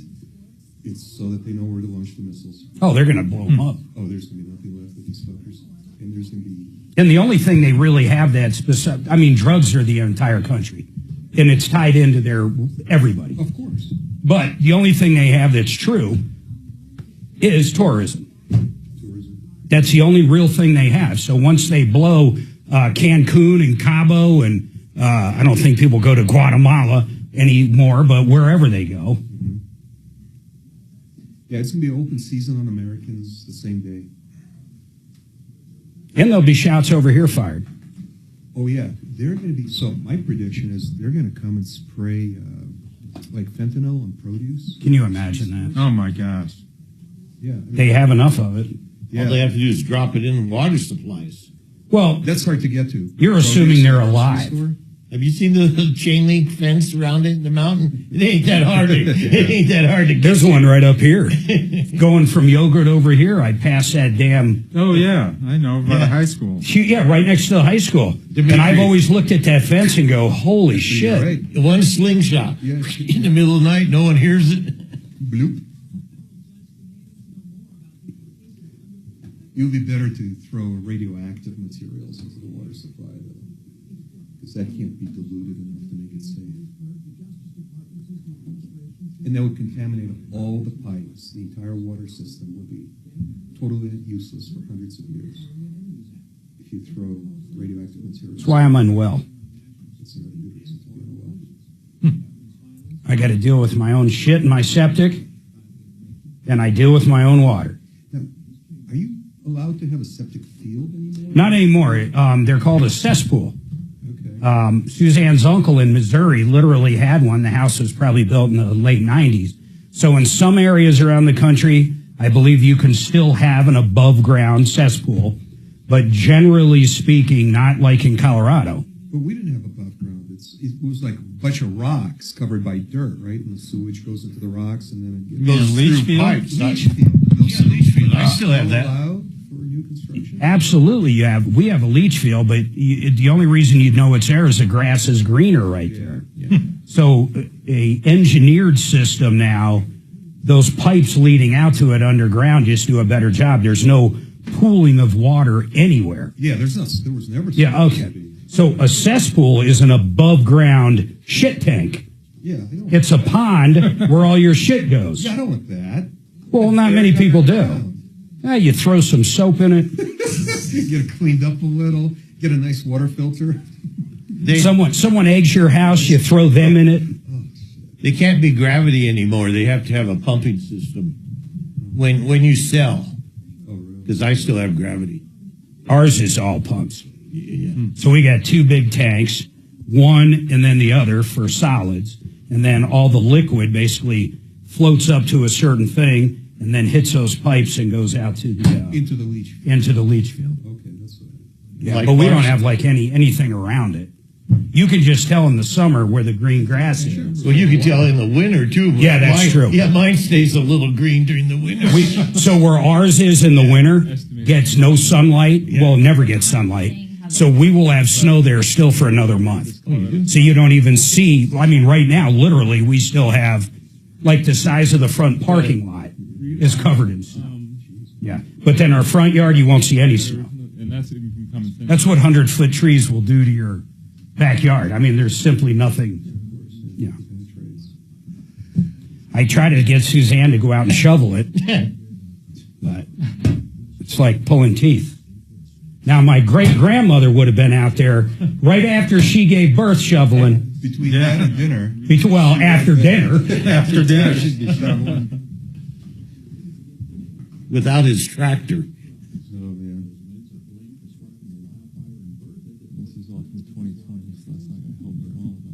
What do you think? I bet the guy had no insurance. Oh, the DUI driver. Or minimum. I'll bet you had insurance. Oh, man, we were packed Friday. Yesterday was so-so. The last 2 hours, I think, were slow, but we had a busy first 2. It's just so crazy. Fridays, it's always so busy. It's bonkers. Is that always the case? Fridays are just Yeah, the time of year is weird, too. I actually made some notes last year I looked at this year. We were slow up through March. Once winter was gone, we started picking back up. I mean, I just don't understand it. I just don't know. And then November always seems pretty busy, too. We'll get a lot of homeless and people needing stuff, which can be really good calls. I mean, they're either touching or they're insane.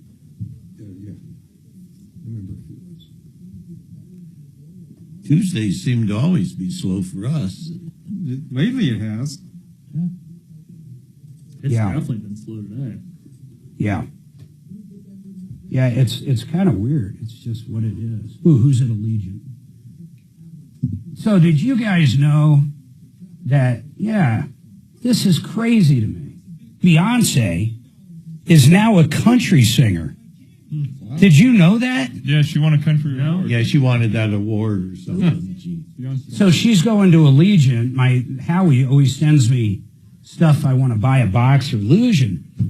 I'm going, who is this person? And I look and it's Beyonce, but she's wearing a fucking cowboy hat. That makes you a country singer. She is a country singer. That's what I'm saying, yeah. It's crazy. I had no idea she became a country singer. Usually it's the other way, like Taylor Swift went from country to pop.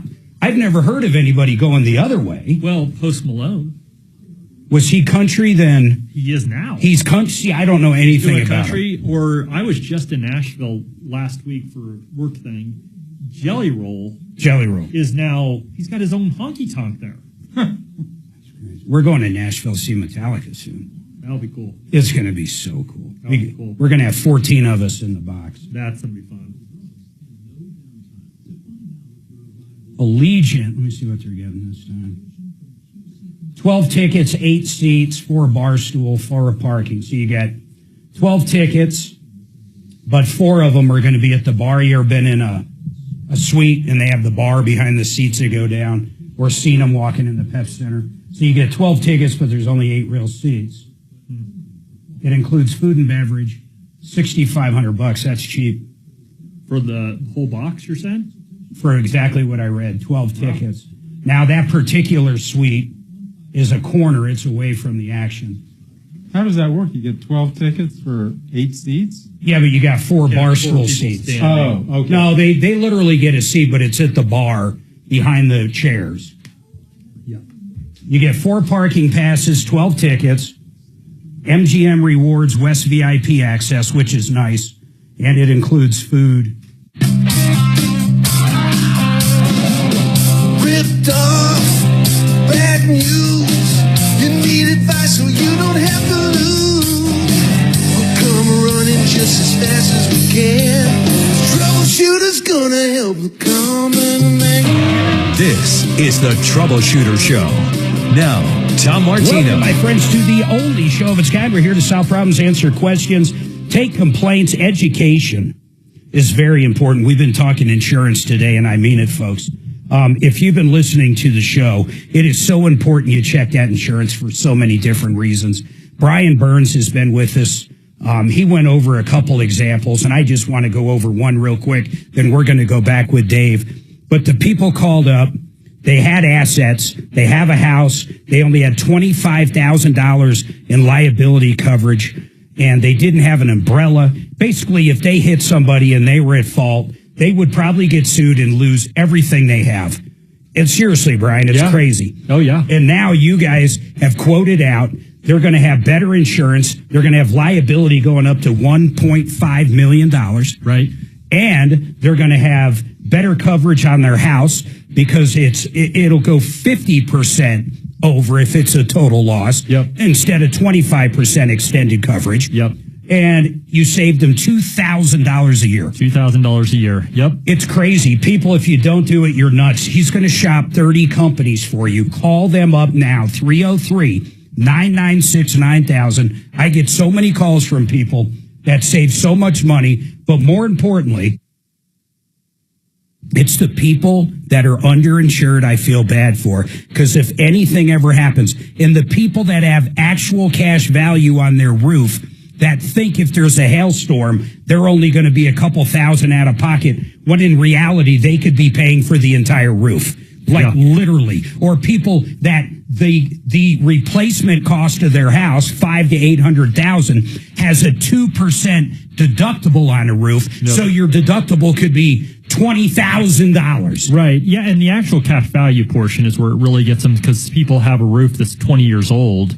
And if they have actual cash value, they essentially have no coverage because it's already lived its life. No, it is, because basically that's it. If the roof costs 20 and it's 20 years old, the roof is deemed useless. Right. I mean, even though it's still covering your house, but there's no value to the roof. Exactly. There is no cash value. And if it's 10 years old and your roof costs 20, they're going to cut you a check for $10,000. Well, no, because then they'll assess the deductible you have on your policy too. Of course. So, I mean, you might have zero coverage again. Right. People, I swear, just do it. If you haven't done it, Brian shops for Suzanne and I every single year for our car insurance, our RV insurance, our motorcycle insurance, our business insurance, our homeowners insurance, our kids' renters insurance.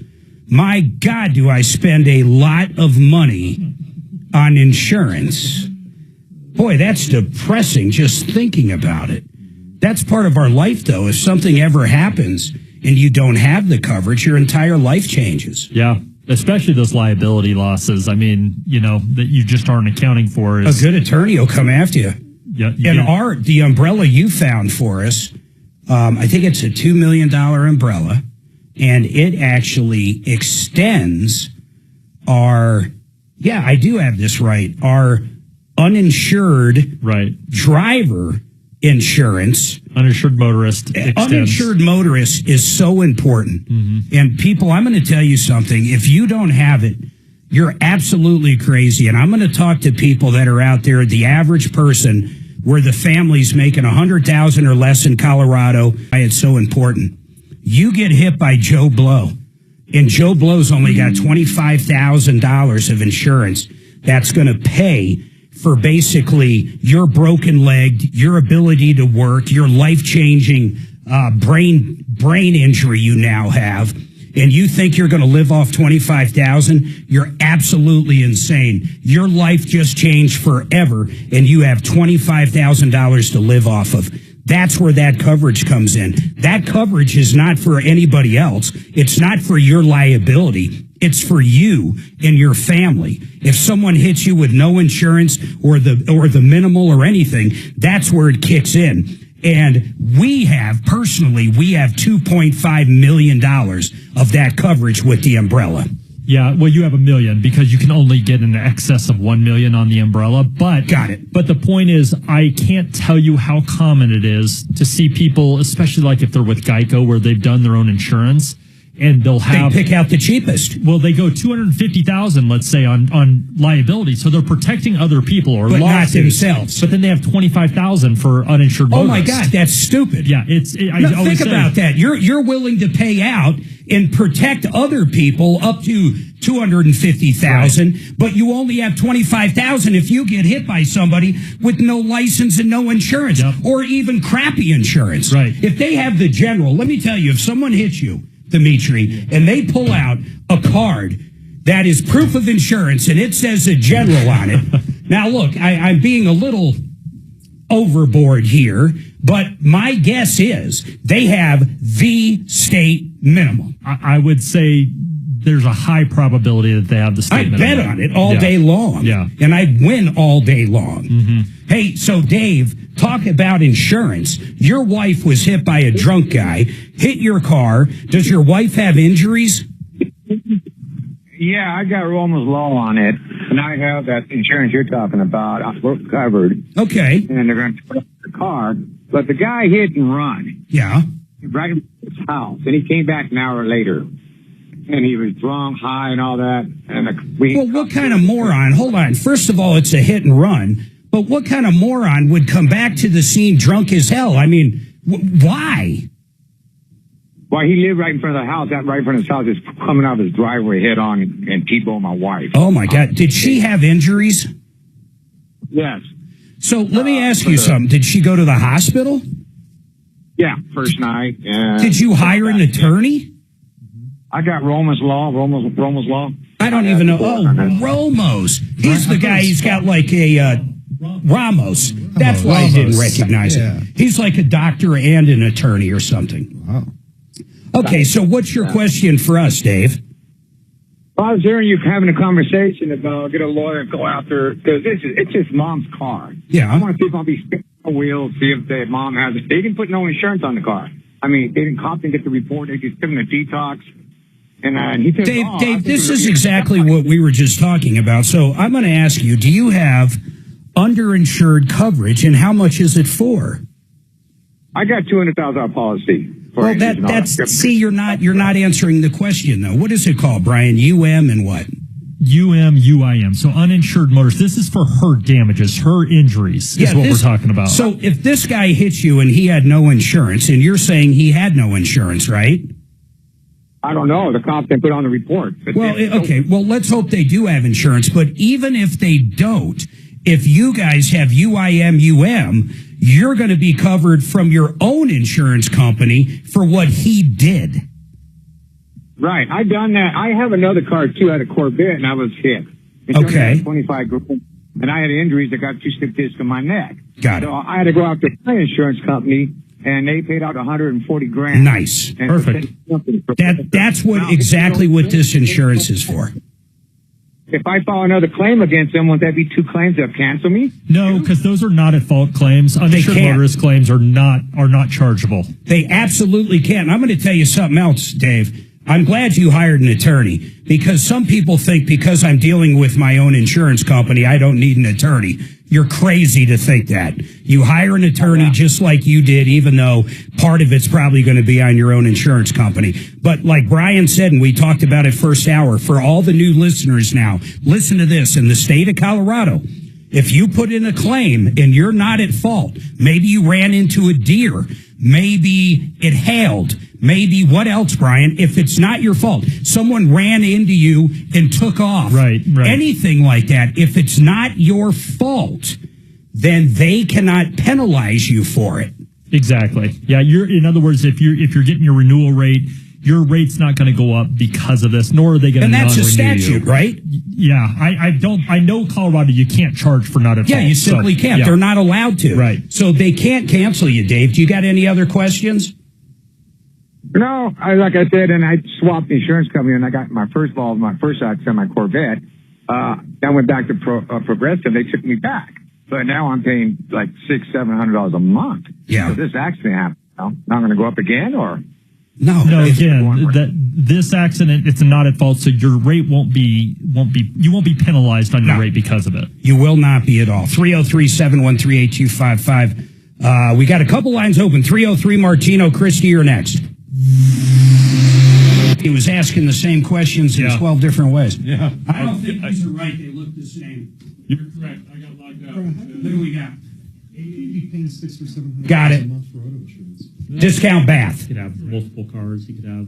I don't need them up. Records. I mean, Do you want me to put it up? Yeah, I He guess says he doesn't need it. Oh yeah. I hate that it logs you out, and it's freaking. What's that? He's like, how could you pay $600 or $700 a month in auto insurance? Oh my God, mine's way higher than that. Yeah. Auto insurance? 888 Oh yeah, discount? my auto insurance is that. I've got 2 young drivers. Discountbath.com. They do exactly what the name says. They can build you, design, build anything you want for your bathroom. Maybe you want a larger closet. Maybe you want to turn it into a steam shower like Suzanne and I did. Maybe you want to get rid of the tub and turn that into more space for the closet. You name it.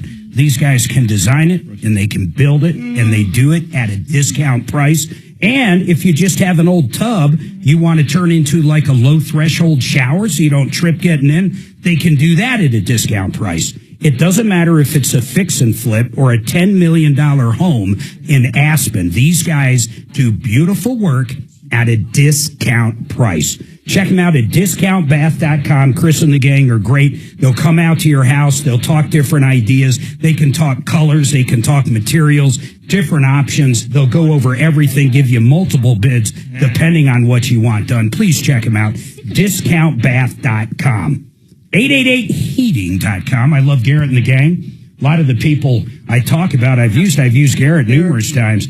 These guys come out. The best deal they got going on right now is check it out. $45, new customers only. We're getting ready to turn the air conditioner on, but for $45, that furnace has been running all season. They're going to come out and do a deep clean on it. They're going to tear it apart, get rid of all the dirt. And by the way, the dirt is the #1 killer of a furnace. They're going to get rid of that dirt, put it back together, slap a no breakdown guarantee on it. All for $45. It's not a pitch to come out and basically say, hey, you need a new furnace, or try to sell you something. I promise. They come out, they clean the furnace. You're going to love the people. And if something breaks in the future, like your air conditioner or your furnace, or your water heater, you're going to know who to call. 888heating.com. You can sign up right there for that deal. $45, but get it right now in this in-between season because it's not going to be around for long. 888heating.com. For the weekend. So that guy say that Start Friday. this guy that was drunk. They practice. Was I'm not right so in sure front of it's his not him. house? Say it Yeah, again. that's what he said. And then just goes right back in their I house. guess so. Wasn't me. It wasn't me. I don't even know if you call that hit and run. I always saw it like, okay, cops chasing you. Yeah. He gets you coming out of a bar, you're shit-faced or something, proud of her. and the guy runs. So the guy's running. You're a cop. So the guy's running from the cop, and he pulls up and opens his garage. And first of all, can you follow him into his house at this point? Yeah, if you're in fresh pursuit. Okay, so he runs into his house, and you slam the door and you lock it, and you run in there and you grab a bottle of Jim Dean and you just shove it down your fucking throat. And then he walks in and you say, hey, I was fine up till 5 minutes ago. You're free and clear of DUI. You're serious? Yes. That's crazy. If you keep a bottle in your car and you have an accident and you pull on over, and before the cops get there, no DUI. Well, my God. I think I'd want to double check with Joe Lazare on that. Hey, I'm the one that arrested us. Hey, I ran into the guy. Give me my bottle, man. Hey, honey, give me my emergency bottle of tequila. We call that the wild turkey excuse. God bless. Can you imagine? No. How good's Haggerty? I mean, it's classic vehicles. Yeah. Yeah, I mean, they will. It's all stated value. It's agreed value. Agreed. But yeah, it's just for your classic cars. Yeah, I mean, I don't drive the thing as much, and you tell it you ain't going to. I just was wondering. Yeah, as long as the key to them, got to have a good driving record, and the vehicle you're insuring with them has to be an extra car. In other words, you have to show proof that you have other it's not your daily driver. Yeah. Can you only put a certain amount of miles? They'll probably call on an occasion to ask what, year after year, what's your mileage at now. But if you drove it a lot in 1 year to like car shows, they don't care. No. Okay. The big thing is they just have to make sure whether or not you say it's not a regular used car, you have to have another car that's insured through somebody else. It doesn't have to be a classic. Well, I mean, I have a 2022. 2022 what? Shelby. Okay, that's a Yeah. It's a it's either a classic or it could be a performance car like that. Yeah, as long as you have another car, that's yeah. Like you couldn't go call up and get a 2022 Toyota. Yeah, they wouldn't write that. Dragon, we need a Drew poop report. How are they getting that? I don't know where these figures are. All right, I'm putting Chopper in timeout. Oh my gosh. Chopper, you are now officially in timeout for 1 minute. 10 seconds. You can only do that. I can't go number 2 I anymore. am so sick of dwarfs.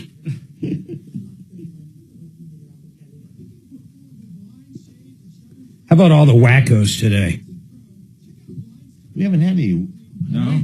No wackos. I'm just looking around the room. Oh my gosh. Present company included. Yeah. Oh my gosh.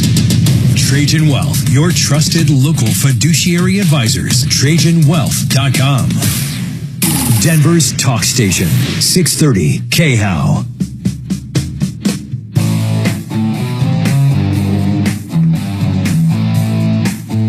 I was watching Easy Money over the weekend, Rodney Dangerfield. The funniest line, this movie's old. Rodney Dangerfield died, God, quite a while back, honestly. Such a funny man, though. Just so funny. His favorite line is, so if you haven't seen the movie, I suggest you see it, but here's the bottom line.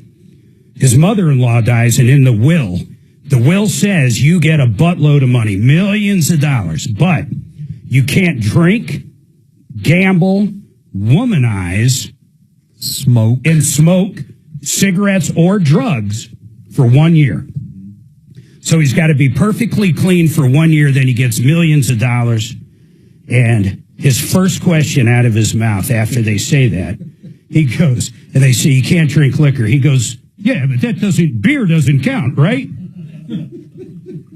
That would be my first question, too. It's like, well, you don't mean beer, right? You're talking hard alcohol. And so the movie is just hilarious if you haven't seen it. I'm not going to give away the ending. There's a lot of people that haven't seen it. And if you haven't gone back and visited it, you've seen it. Oh, I saw it when it first came out. And now that you mentioned it, I remember it was hilarious. I really want to see it again. It's got Joe Pesci. He's great. He's a little guy there. It's like his best friend. You had some questions for Brian. What do you got, Dimitri? Hit him between the eyes. Okay. Let's stump the insurance guy.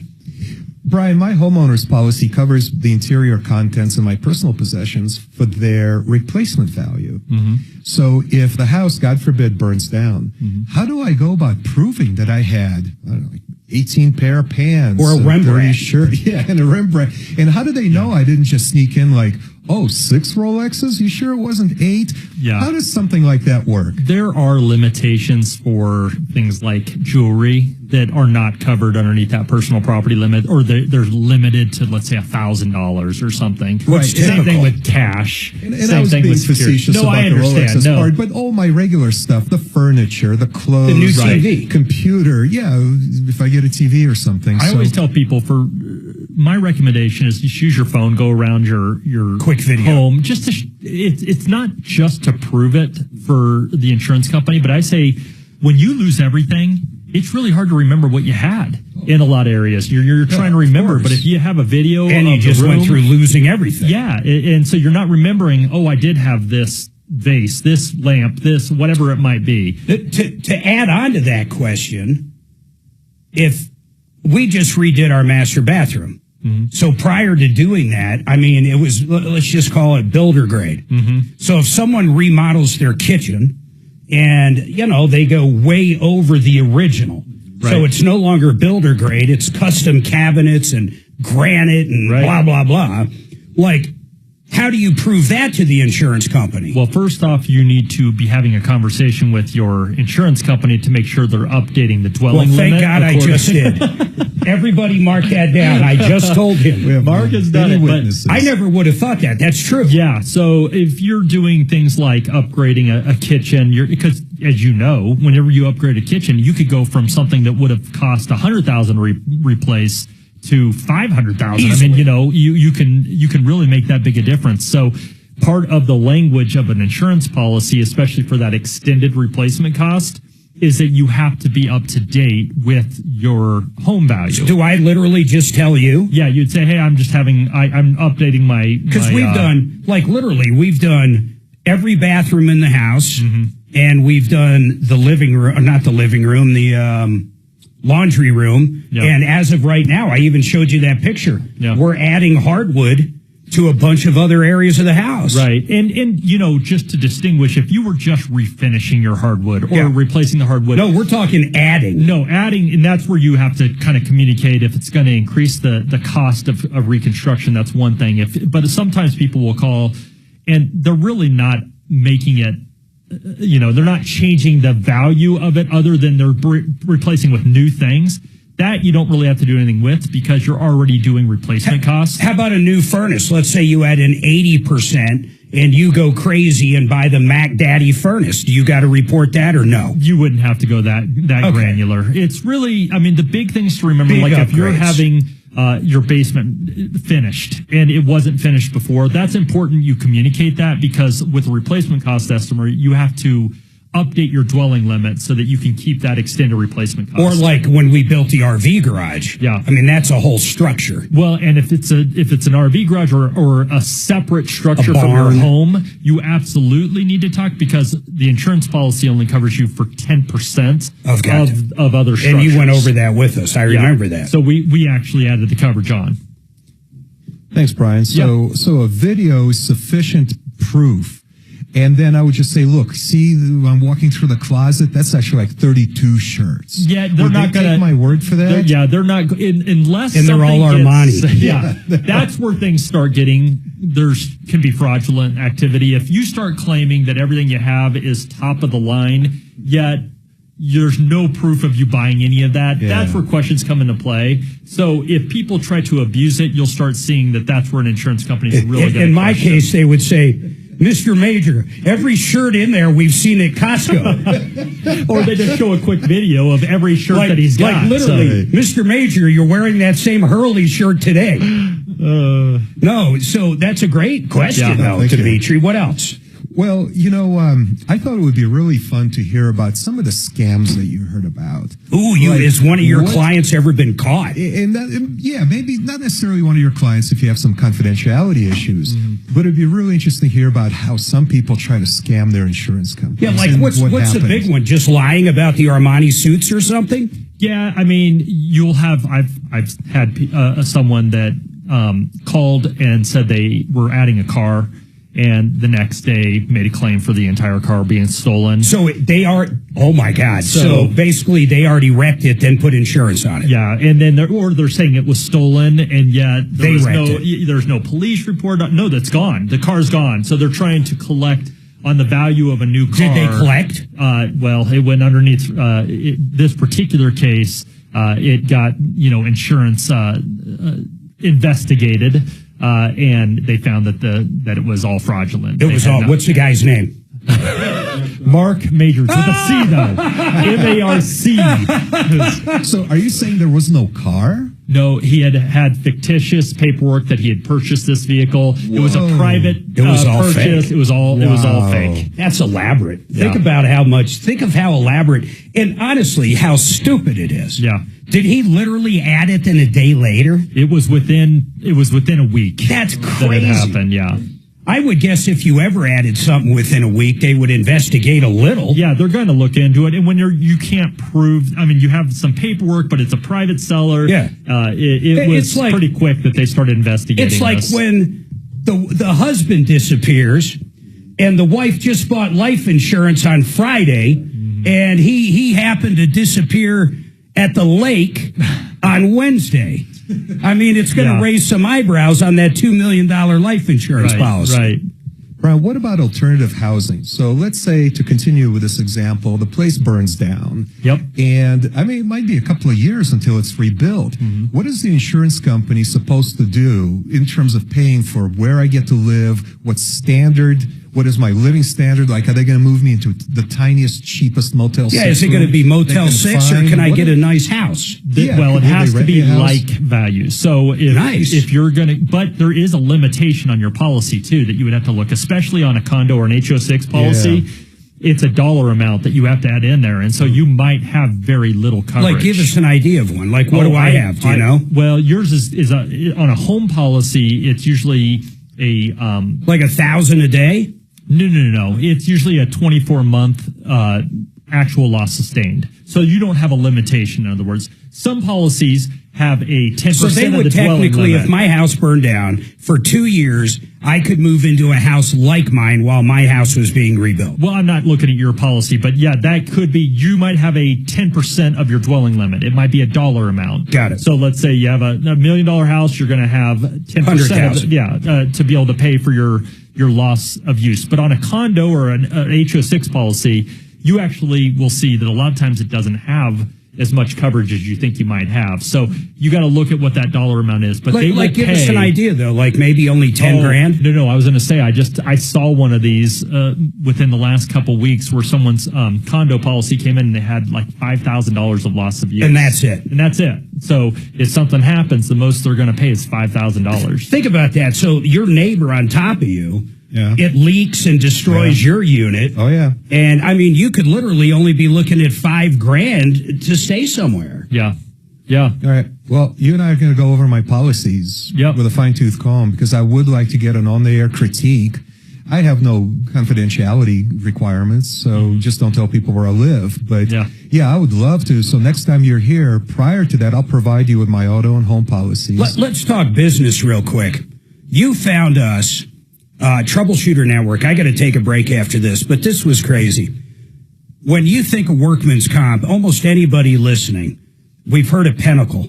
In fact, I basically thought they were state-run for a while because Pinnacle is huge for workman's comp. In fact, I'd say they probably do, what do you think, Brian, 80% of the business in Colorado? Well, and they were quasi state-run. I didn't know that. Yeah. There was a state-run. It's a tax issue that they had. Yeah. Okay. I didn't know that. So, but the bottom line was, I always thought they'd be the cheapest because they were the biggest. And you found us. I forget who it was because we don't have employees anymore. But it was who the hell was it? Was it Hartford? Hartford. Yeah. It was Hartford. So it was way cheaper. But then I learned a lot about codes.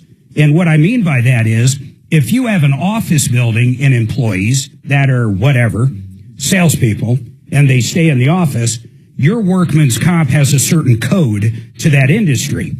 And Pinnacle could very well be the cheapest by far for that industry.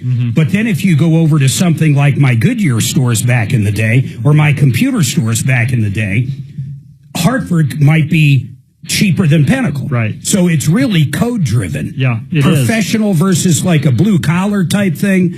I mean, it's kind of remarkable. If you have a bunch of accountants working for you, it could be way cheaper to go through Pinnacle. But if you have a bunch of technicians or car repair people, it might be cheaper. Or whatever it might be. Yeah, roofers, those kinds of things. Yeah, you got to be. It really matters of what that class code is. It really does. And then what, like a company like Excel Roofing, great company. They did my roof. What typically does a roofer have for insurance? Well, yeah, I mean, workers' comp. Well, no, I mean more or less for like liability. What is that called? In my world, it was called garage keepers. Oh, yeah. No, you're just talking about a general liability. And then there's a professional element. So if they make mistakes, and you want, not all of them have to carry this, but if they want to provide insurance to protect their work, like what they do. That's a professional liability. And they can add their subs onto their policy so you know you're protected.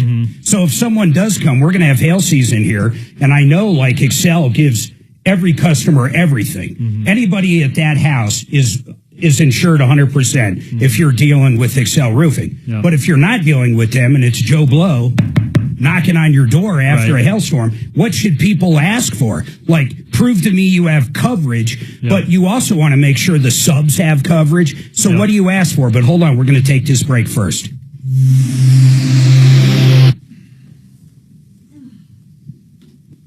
Because really, what do you ask for? And then how do you know if it's real? Do you go that next step and call up the insurance company? That's where it gets, certificate of liability is what you're talking about. But you could provide that, but if you're not checking on it, you don't even know if it's active. It could be inactive the next day for that matter. Yeah. If you're asking to be listed as an additional insured on it, however, then that insurance agent is providing current because they have to add you on. So they're verifying. Is that what people should do?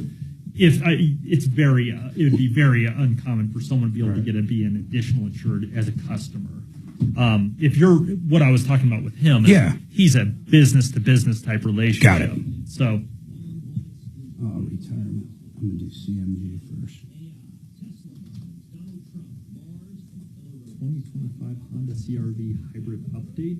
Oh, I remember this. Yeah, I do too.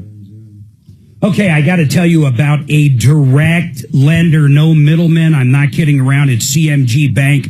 These guys do a couple $1 billion a month in loans. They don't have to go to somebody outside to try to sell the paper. If you want a traditional 30-year mortgage, you're going to get the best rate dealing directly with them. Now, the guy I love over there is John Clace. That's who we're talking about right now. I've known John for years. He did our current mortgage. We did the all-in-one loan, which is really cool. It's a 30-year line of credit that is about 80% of the value of our house. So we have this huge amount of money just sitting there that we can write a check on at any time for the next 30 years. They can't take it away from you. It's unbelievable. It's great if you're buying a second house or a vacation property or rentals as well. They can also do a traditional 15 or 30-year mortgage. And the reverse mortgage people John has working for him are incredible. They know more about reverse mortgages than anybody I met.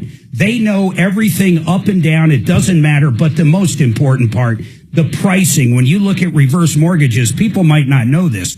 There's a cap of fees people charge, a cap. But there's a lot of people, including John and CMG, they don't charge all those fees. They charge less. You can call the people on TV, call all the other people, then call CMG and John Clace because you're going to get a better deal. Simple as that. You're going to get a better deal on a mortgage. I want you to give them a call at 303-882-6679 or this website's so easy. Go to partnerinlending.com. John Clace, partnerinlending.com. I'll do it right after this.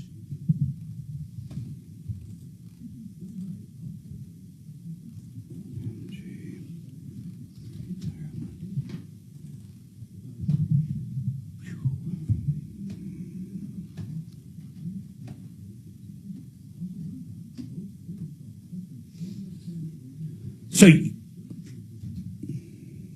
my bad. Good thing I didn't say F.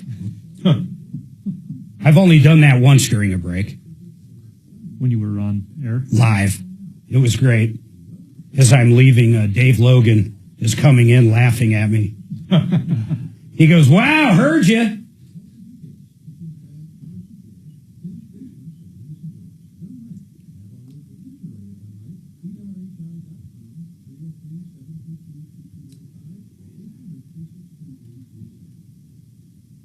Retirement Planning Center of the Rockies. These guys help you go from that working self to that retirement self. They don't just talk about different investments to have, like what stocks or what your portfolio looks like. They also talk about the healthcare aspect, the tax ramifications. Social Security. They can help you optimize your benefits. Maybe you're not sure if you should take it early or late, or your spouse. They can talk about Medicare and the different supplements, the best thing for you, insurance and annuities for long-term care. They can talk about estate planning. These guys talk about every element of retirement, and it's very safe. And these people have been helping people in Colorado for a very long time. They'll sit down and talk to you for free, of course. You can do it by Zoom or in person or over the phone. But if you haven't made the call, reach out to these guys. You're going to be very impressed by the team at Retirement Planning Center of the Rockies. 970-663-3211, or even simpler, rpcenter.com. rpcenter.com. Did What I are we just doing say here? simpler? Oh my god. It's simpler. Sleep. It's simpler, damn it.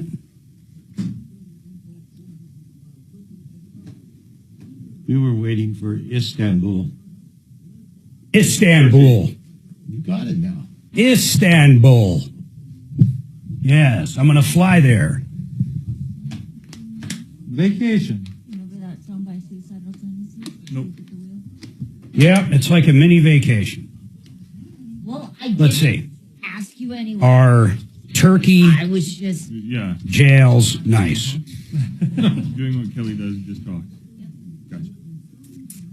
No. Turkish prisons are generally not considered nice or comfortable, and conditions can be harsh, although they do have different types of prisons for different purposes. There's three main kinds of prisons: semi-open for inmates with privileges, open for lighter sentences, and not so open. Not so. Never see the sun. I'd probably rather go to prison there than that other one we were talking about, though. Although, you know what? You're not going to get raped at CCOT, right? Yeah. Most likely. That's right. Not the first couple months. It appears Not by the very, inmates. Very well run facility. I don't think they talk. I don't think they're allowed to talk. Good afternoon. Thanks for calling the Tom Martino Show. Oh, I hesitate to go to this update from Christy. I know what she's going to say. My car's still making noise. Probably. It'd be great to get her here on Are Friday you then. talking about Genesis? We tried last week. Yeah. So let's Is that a Rolex? No, it's a Rolodex. Because we have... It's a Amazon watch, $87. It's pretty nice for $87. Dude, it looks awesome. I never have to adjust the time. And it's about 10 years old. Really stands, at least 10 years old. Look how basic mine is. Okay, thank you. Doesn't even have a face, nothing to it whatsoever. Well, how does it tell time? It doesn't at all. That's not a watch. It's true. You're wearing a bracelet? Is that what you're saying? Good afternoon. It's auto accident. Find out what your case is worth. Call Fuller.com.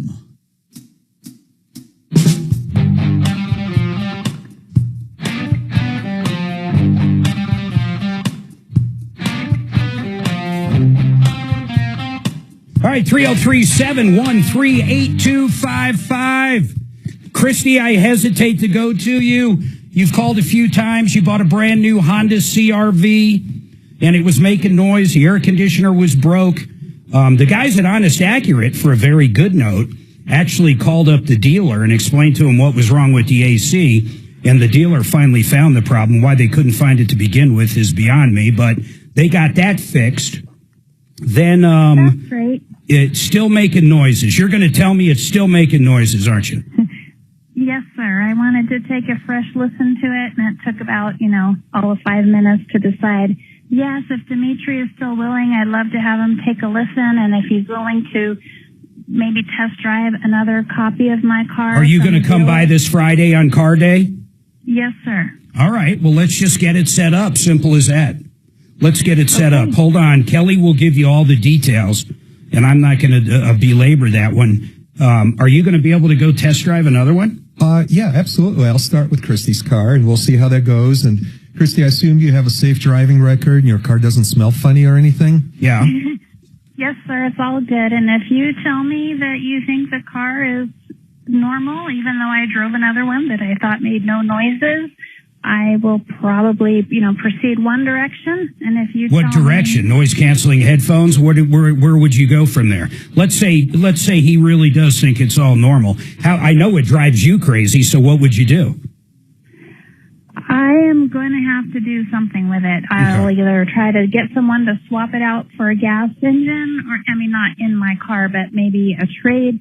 I know it'll probably take a hit, and financially, another option was we kind of had an RV in our future, a small, van-based RV, camper van, that if someone wanted to trade this car for a camper van, I would just... I got it. You're open to anything. You just can't stand the noise.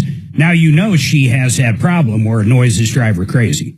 Yeah, I won't let that cloud my judgment. No, of course So not. I'll still go for a ride in the car, from a fresh perspective. I went out and smelled it. I went out and smelled a couch one time. Ugh. So you listening for a noise in a brand new car is nothing. I went out to a house. Guy called in, and his wife, both of them, had a brand new couch from Lazy Boy. Brand new. They probably had it, probably a month. And they said it's the worst smelling couch they ever had. What did it smell like? I went out there. It smelled like a new couch. You know how people say a new car? Oh, yeah. It's like that plastic glue smell. It smelled right? like a new couch. Yeah. And I got him a new couch. Oh. I got Lazy Boy to take it back, but I would assume the new one smelled the same. But I went out and smelled a couch, so there. Well, I have a feeling Christie's onto something. I think there's got to be I smelled a mattress one time. Did we send you out to smell a mattress?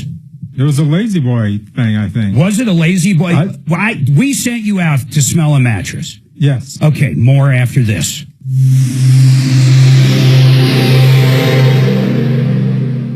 Now, Impact Traffic. This report is sponsored by Verdict with Ted Cruz. Pretty easy driving throughout the Denver Metro. Some usual slowdowns throughout the downtown area. 6th Avenue eastbound, some significant stop-and-go traffic on the off-ramp to I-25 southbound. Slow traffic starting... And will Kevin be here on Friday? I think we have full crew Friday. Okay, perfect. So Kevin and I will go. Who the hell is this? Name not found. This Mark? Okay, Christy, when do you think you can good, come hold on. over?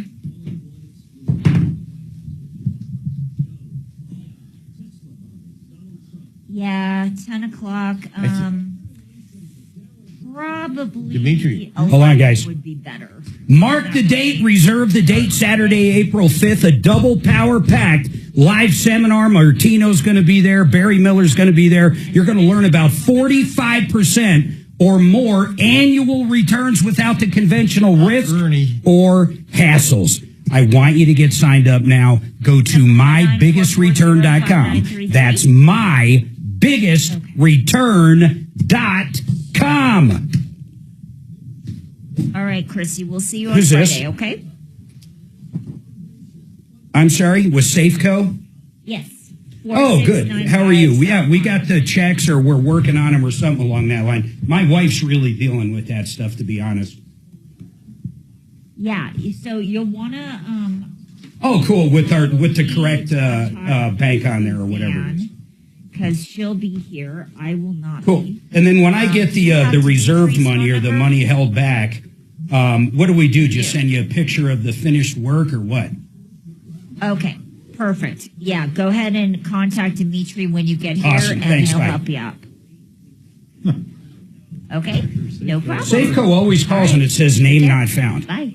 I think because they're probably calling from their house or regular phone. Yeah. I don't know why. The only reason I answered that is because I thought it was either Safeco or somebody else that I've answered before, and I was glad I answered. Yeah. I'm off Thursday and Friday. I don't care. Yeah, she doesn't care. What's all that? She doesn't give a crap about us anymore. I do not. Kidding. But I do have to go to the eye doctor Policy I today can buy for guns. to get torture. Yeah, the problem No. that people usually have is you have to provide Well, documentation. he doesn't have You have to much. list out your guns, serial numbers, all that kind of stuff. And What's I'll wrong get with back that, to though? you. Which some people hate it. They don't Oh. want it being Privacy. tracked. Right. Yeah. The government already knows all that shit. Yeah. She's going to try and get Dan to speak. They just don't like the insurance company knowing it. Huh? Actually, Sheriff's Spike, Lane. that's safe. How much? 100,000. I'll be back Not cheap. I should be It's like back in line with jewelry. way before that. So probably If I'm not, $1,000 that means I've killed the dude that's Could be worth it. Could be worth it. Just takes one burglary. Yeah. Yeah, because they'll take everything. You know, it's not like they're going to cherry pick the have- firearms. Yeah. You know, They'd have a hard time that getting to outside mine for the the most. area of They could get to my shotgun possibility? at 22. But don't like the bazooka I keep locked up in the garage. That one's you know, harder. I'm a Then there's the dentophobia. machine gun room. So In the machine gun room. I knew a dude that had the real blown Tommy gun. In fact, if Talib's on YouTube today, Yeah, he's there. is he there? Yeah. Yes, he well, I knew the was guy saying too. that He I'm was a much real more old guy. He ended up comfortable- dying. I want to say Earl. I'm much Suzanne more would know his comfortable name. with, If you're okay, listening to I me, swear babe, God, put it Ryan, up you there. are Irv. getting on my His last name was nerve Irv. right now. He'd come into our cyber cafe, and one day he walks in, full blown Tommy gun. What I'll never forget is how heavy it was. Yeah. It was absolutely. I don't even know what you would do with this thing. It is so heavy, Those were. and it looked like it would jam very easily. They have that. Dragon, They do. Yeah, they have a terrible. swear to God. Don't worry. So he passed away, Oh my God. and he was a silent partner in one of my stores. It might have been the I may internet kill you. company. He was a silent I partner with me. absolutely may kill you. Great at this partner. point. But his wife needed money, so I just bought her out. She asked me to buy her out. So we went over there, and she said, and by the way, we've got a safe downstairs, and I need help because he never gave me the code. So I go downstairs. It's this big-ass safe, and I'm going, knowing Irv, I mean, there could be the treasures of the world in this thing. The guy, it could be anything. So, of course, I don't know how to open a safe, so she hired haven't heard a safe guy, and I came over, and Suzanne came over, all at the same time. I don't think she trusted anybody. And the guy got in there. There was nothing. It was like, what's his face's vault, where they had, where they had like the Pepsi can. We all thought, and it would have been so great for the widow because they were looking for money. Well, what happened to the family gun? Those are very expensive. She sold all that stuff. Oh, she did. So she did get them. Oh yeah, she got a hold of most of it. Oh, good. That's extremely valuable. He was a cool guy. So our kid, this was so weird. He died in the same hospital. Oh my God. Our firstborn was born that day. So he was there, and I saw him. And Fastest 2 hours in talk radio, aiming to cut through the clutter and wash out the white noise of the mainstream media. The only missing ingredient is you. Join me each day of the work week, starting at 2 here on 630 KHOW. All right, 303-713-8255. Brian Burns, the Insurance Help Center. I do want to just get this through to people. Do we have any other examples real quick, Brian? Well, we just had one call in after our last discussion where they realized they looked at their deck page and found out that sure enough, they had $250,000 of liability. Yeah.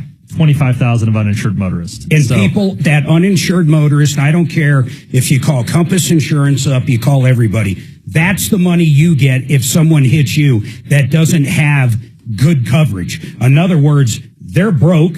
All they have is whatever that insurance policy is, which is most likely 25,000 or zero.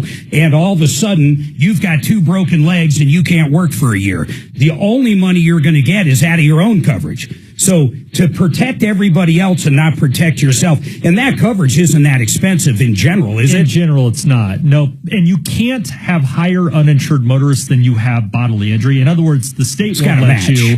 The most you can get is matching. But a lot of times people insure themselves for uninsured motorists less than they're insuring other people. What's with the other bodily biggest injury. mistake you see either with homeowners or auto? We've talked about this a lot.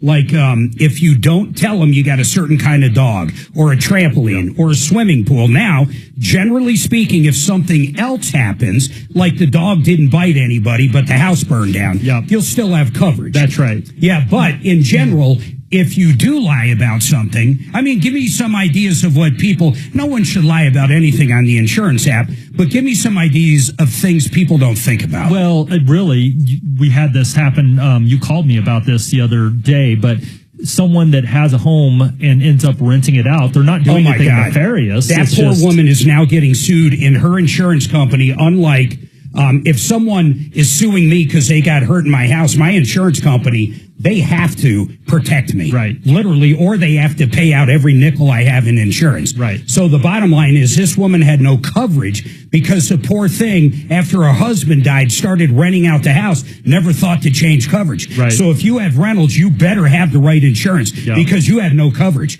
And if your renters have a problem in your house, they can come directly after you because there's no coverage. Yep, and that's the point. And it's not even, you're not even thinking about it, but it's a totally different type of coverage. If your tenant gets injured or tries to sue you and you don't have the right coverage, you're not gonna have anything there. Another one I'll tell you is dirt cheap, Brian, and I learned the hard way on this. We only had state minimum, I think, of $5,000 on one of the accidents. Someone else hit us. But MedPay doesn't matter what happens. Doesn't matter who it happens to or what happens in the car. They automatically pay it.